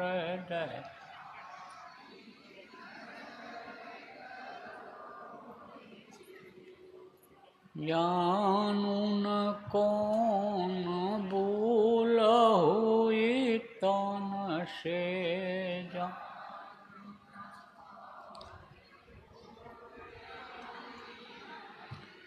लियो हमसे मुख मोड़,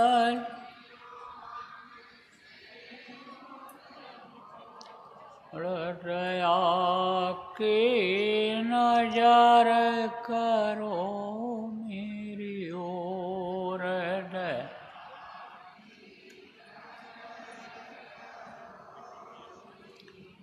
बालक जानी चूक बिसरावो,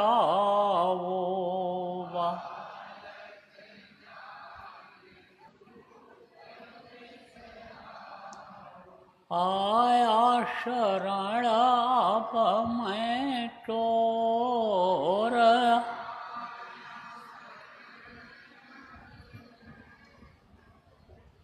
दया की नजर करो मेरी ओर,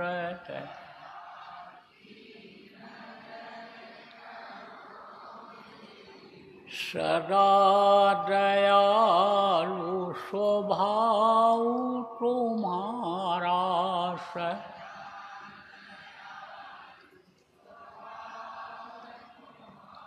मेरी बेरिया कसब कठोर में,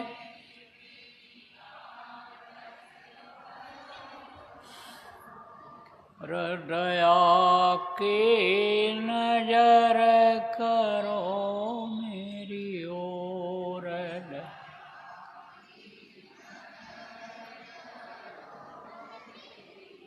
शरणागत की लाज न राखो,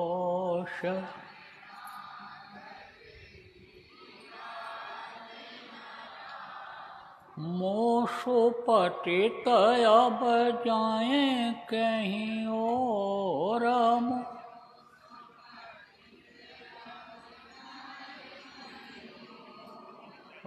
दया की नजर करो मेरी ओर,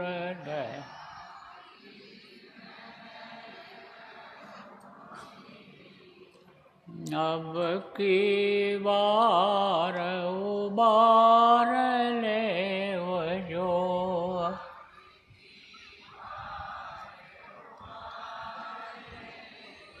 फिर न डरा बाप गही मगाओ रबीरन और दया की नजर करो मेरी ओर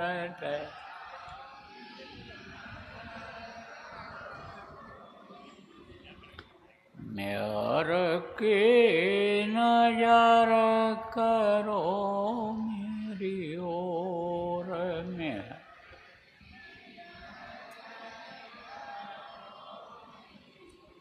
जय गुरुदेव। देखो प्रेमियों, ये जय गुरुदेव नाम एक किसी आदमी इंसान का नाम नहीं है, ये प्रभु का नाम, भगवान का नाम है। जैसे समय समय पर महापुरुष आए, उन लोगों ने एक नाम को जगाया। त्रेता में राम नाम, द्वापर में कृष्ण नाम, कलयुग में सत साहब नाम, वाहे गुरु नाम, राधा स्वामी नाम। जब ये लोग आए तो जगाए। ऐसे गुरु महाराज ने जय गुरुदेव नाम जगाया है। गुरु महाराज तो चले गए, लेकिन जय गुरुदेव नाम में आज भी शक्ति है, पावर है। कहीं भी मुसीबत में पड़ जाओ, जय गुरुदेव नाम बोलना। सुबह घर से निकलो, जय गुरुदेव नाम बोलो। उठो तब जय गुरुदेव नाम बोलो। कोई भी काम करो, जय गुरुदेव नाम बोलो। और जिनके यहाँ तकलीफ रहती है, कई लोग इसमें हैं, बीमारी घर नहीं छोड़ रही है, दवा फायदा करती, फिर वैसे हो जाता है, लड़ाई झगड़ा कुछ कुछ भी होता रहता है, रुपया पैसा में बरकत नहीं मिलती है, कोई न कोई समस्या बनी रहती। कई हैं, 50 को बता सकता हूँ अगर कोई चैलेंज करो तो अब आप ये समझो कि जिन जिन लोगों के यहाँ तकलीफ इस तरह की रहती है, आप लोग सुमिरन ध्यान भजन जो बताया करते रहना। और घर में जो भी नामदानी है, चाहे गुरु महाराज के हों और चाहे उनके जाने के बाद का नामदानी हो दिया गया हो, सबको आप सुमिरन ध्यान भजन कराना। और जो लोग परिवार के नामदान नहीं लिए हैं, उनको 1 घंटा सुबह शाम बैठा करके नाम धुनी बुलवाना। उससे आपको फायदा दिखाई पड़ने लगेगा। कैसे बोलना रहेगा? जय गुरुदेव, जय गुरुदेव, जय गुरुदेव, जय जय गुरुदेव।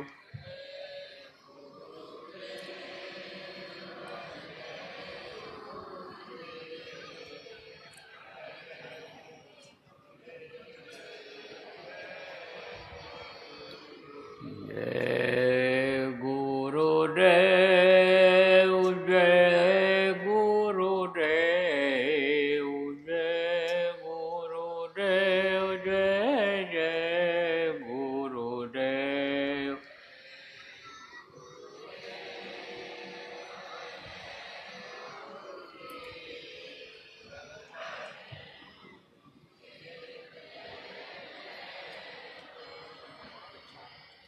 जय